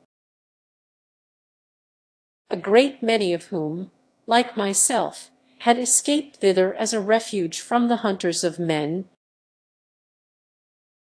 I found many who had not been 7 years out of their chains, living in finer houses, and evidently enjoying more of the comforts of life than the average of slaveholders in Maryland. I will venture to assert that my friend Mr. Nathan Johnson, of whom I can say with a grateful heart, I was hungry, and he gave me meat. I was thirsty, and he gave me drink. I was a stranger, and he took me and lived in a neater house, dined at a better table, took, paid for, and read more newspapers, better understood the moral, religious, and political character of the nation than 9/10 of the slaveholders in Talbot County, Maryland. Yet Mr. Johnson was a working man. His hands were hardened by toil, and not his alone, but those also of Mrs. Johnson. I found the colored people much more spirited than I had supposed they would be. I found among them a determination to protect each other from the bloodthirsty kidnapper at all hazards. Soon after my arrival, I was told of a circumstance which illustrated their spirit. A colored man and a fugitive slave were on unfriendly terms. The former was heard to threaten the latter with informing his master of his whereabouts. Straightway a meeting was called among the colored people, under the stereotyped notice, "Business of importance." The betrayer was invited to attend. The people came at the appointed hour, and organized the meeting by appointing a very religious old gentleman as president, who, I believe, made a prayer, after which he addressed the meeting as follows: "Friends, we have got him here, and I would recommend that you young men just take him outside the door and kill him." With this, a number of them bolted at him, but they were intercepted by some more timid than themselves, and the betrayer escaped their vengeance, and has not been seen in New Bedford since. I believe there have been no more such threats, and should there be hereafter, I doubt not that death would be the consequence. I found employment, the 3rd day after my arrival, in stowing a sloop with a load of oil. It was new, dirty, and hard work for me, but I went at it with a glad heart and a willing hand. I was now my own master. It was a happy moment, the rapture of which can be understood only by those who have been slaves. It was the first work, the reward of which was to be entirely my own. There was no Master Hugh standing ready, the moment I earned the money, to rob me of it.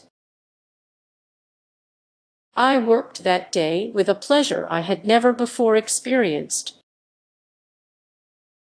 I was at work for myself and newly married wife. It was to me the starting point of a new existence. When I got through with that job, I went in pursuit of a job of calking, but such was the strength of prejudice against color among the white calkers that they refused to work with me, and of course I could get no employment.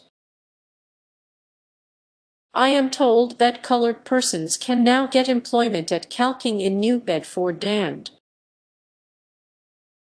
a result of anti-slavery effort. Finding my trade of no immediate benefit, I threw off my calking habiliments and prepared myself to do any kind of work I could get to do. Mr. Johnson kindly let me have his wood horse and saw, and I very soon found myself a plenty of work. There was no work too hard, none too dirty. I was ready to saw wood, shovel coal, carry wood, sweep the chimney, or roll oil casks, all of which I did for nearly 3 years in New Bedford, before I became known to the anti-slavery world. In about 4 months after I went to New Bedford, there came a young man to me, and inquired if I did not wish to take the Liberator. I told him I did, but just having made my escape from slavery, I remarked that I was unable to pay for it then. I, however, finally became a subscriber to it. The paper came, and I read it from week to week with such feelings as it would be quite idle for me to attempt to describe. The paper became my meat and my drink. My soul was set all on fire. Its sympathy for my brethren in bonds, its scathing denunciations of slaveholders, its faithful exposures of slavery, and its powerful attacks upon the upholders of the institution sent a thrill of joy through my soul, such as I had never felt before. I had not long been a reader of the Liberator before I got a pretty correct idea of the principles, measures, and spirit of the anti-slavery reform. I took right hold of the cause. I could do but little, but what I could, I did with a joyful heart, and never felt happier than when in an anti-slavery meeting. I seldom had much to say at the meetings, because what I wanted to say was said so much better by others. But, while attending an anti-slavery convention at Nantucket, on the 11th of August, 1841, I felt strongly moved to speak, and was at the same time much urged to do so by Mr. William C. Coffin, a gentleman who had heard me speak in the colored people's meeting at New Bedford. It was a severe cross, and I took it up reluctantly. The truth was, I felt myself a slave, and the idea of speaking to white people weighed me down. I spoke but a few moments, when I felt a degree of freedom, and said what I desired with considerable ease. From that time until now, I have been engaged in pleading the cause of my brethren with what success, and with what devotion. I leave those acquainted with my labors to decide. Appendix. I find, since reading over the foregoing narrative, that I have, in several instances, spoken in such a tone and manner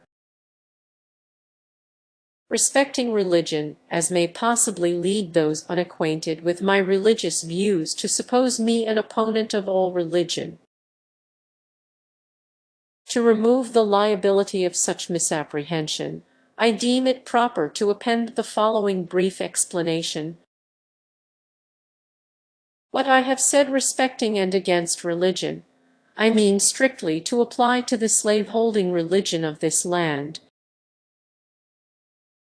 and with no possible reference to Christianity proper, for, between the Christianity of this land and the Christianity of Christ,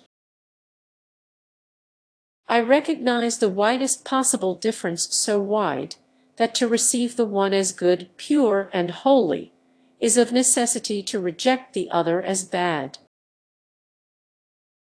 corrupt, and wicked. To be the friend of the one is of necessity to be the enemy of the other. I love the pure, peaceable, and impartial Christianity of Christ. I therefore hate the corrupt, slave-holding, women-whipping, cradle-plundering, partial, and hypocritical Christianity of this land. Indeed, I can see no reason, but the most deceitful one, for calling the religion of this land Christianity. I look upon it as the climax of all misnomers, the boldest of all frauds, and the grossest of all libels. Never was there a clearer case of stealing the livery of the court of heaven to serve the devil in. I am filled with unutterable loathing when I contemplate the religious pomp and show, together with the horrible inconsistencies which everywhere surround me. We have men-stealers for ministers, women-whippers for missionaries, and cradle-plunderers for church members. The man who wields the blood-clotted cowskin during the week fills the pulpit on Sunday and claims to be a minister of the meek and lowly Jesus. The man who robs me of my earnings at the end of each week meets me as a class leader on Sunday morning to show me the way of life and the path of salvation. He who sells my sister for purposes of prostitution stands forth as the pious advocate of purity. He who proclaims it a religious duty to read the Bible denies me the right of learning to read the name of the God who made me. He who is the religious advocate of marriage robs whole millions of its sacred influence and leaves them to the ravages of wholesale pollution. The warm defender of the sacredness of the family relation is the same that scatters whole families, sundering husbands and wives, parents and children, sisters and brothers, leaving the hut vacant and the hearth desolate. We see the thief preaching against theft, and the adulterer against adultery. We have men sold to build churches, women sold to support the gospel, and babes sold to purchase Bibles for the poor heathen, all for the glory of God and the good of souls. The slave auctioneer's bell and the church-going bell chime in with each other, and the bitter cries of the heartbroken slave are drowned in the religious shouts of his pious master.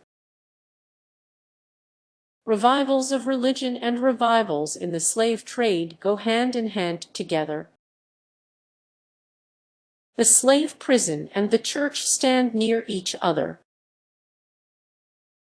The clanking of fetters and the rattling of chains in the prison, and the pious psalm and solemn prayer in the church, may be heard at the same time. The dealers in the bodies and souls of men erect their stand in the presence of the pulpit, and they mutually help each other. The dealer gives his blood-stained gold to support the pulpit, and the pulpit, in return, covers his infernal business with the garb of Christianity. Here we have religion and robbery, the allies of each other, devils dressed in angels' robes, and hell presenting the semblance of paradise. Just God, and these are they who minister at thine altar, God of right, men who their hands, with prayer and blessing, lay on Israel's ark of light, what preach, and kidnap men, give thanks, and rob thy own afflicted poor, talk of thy glorious liberty, and then bolt hard the captive's door. What servants of thy own merciful Son, who came to seek and save the homeless and the outcast, fettering down the tasked and plundered slave, Pilate and Herod friends, chief priests and rulers, as of old, combine, just God and holy, is that church which lends strength to the spoiler thine. The Christianity of America is a Christianity, of whose votaries it may be as truly said, as it was of the ancient scribes and Pharisees. They bind heavy burdens, and grievous to be borne, and lay them on men's shoulders, but they themselves will not move them with one of their fingers. All their works they do for to be seen of men. They love the uppermost rooms at feasts, and the chief seats in the synagogues, and to be called of men, Rabbi, Rabbi. But woe unto you, scribes and Pharisees, hypocrites, for ye shut up the kingdom of heaven against men. For ye neither go in yourselves, neither suffer ye them that are entering to go in. Ye devour widows' houses, and for a pretence make long prayers, therefore ye shall receive the greater damnation. Ye compass sea and land to make one proselyte, and when he is made, ye make him twofold more the child of hell than yourselves. Woe unto you, scribes and Pharisees, hypocrites, for ye pay tithe of mint, and anise, and cumin, and have omitted the weightier matters of the law, judgment, mercy, and faith. These ought ye to have done, and not to leave the other undone. Ye blind guides, which strain at a gnat, and swallow a camel. Woe unto you, scribes and Pharisees, hypocrites, for ye make clean the outside of the cup and of the platter, but within they are full of extortion and excess. Woe unto you, scribes and Pharisees, hypocrites, for ye are like unto whited sepulchres, which indeed appear beautiful outward, but are within full of dead men's bones, and of all uncleanness. Even so ye also outwardly appear righteous unto men, but within ye are full of hypocrisy and iniquity. Dark and terrible as is this picture, I hold it to be strictly true of the overwhelming mass of professed Christians in America. They strain at a gnat and swallow a camel. Could anything be more true of our churches? They would be shocked at the proposition of fellowshipping a sheep stealer, and at the same time they hug to their communion a man-stealer, and brand me with being an infidel, if I find fault with them for it. They attend with pharisaical strictness to the outward forms of religion, and at the same time neglect the weightier matters of the law, judgment, mercy, and faith. They who are represented as professing to love God whom they have not seen, whilst they hate their brother whom they have seen. They love the heathen on the other side of the globe. They can pray for him, pay money to have the Bible put into his hand, and missionaries to instruct him, while they despise and totally neglect the heathen at their own doors. Such is, very briefly, my view of the religion of this land, and to avoid any misunderstanding, growing out of the use of general terms, I mean by the religion of this land that which is revealed in the words, deeds, and actions of those bodies, North and South, calling themselves Christian churches, and yet in union with slaveholders. It is against religion as presented by these bodies that I have felt it my duty to testify. I conclude these remarks by copying the following portrait of the religion of the South, which is, by communion and fellowship, the religion of the North, which I soberly affirm is true to the life, and without caricature or the slightest exaggeration. It is said to have been drawn several years before the present anti-slavery agitation began, by a Northern Methodist preacher, who, while residing at the South, had an opportunity to see slaveholding morals, manners, and piety with his own eyes. Shall I not visit for these things, saith the Lord? Shall not my soul be avenged on such a nation as this?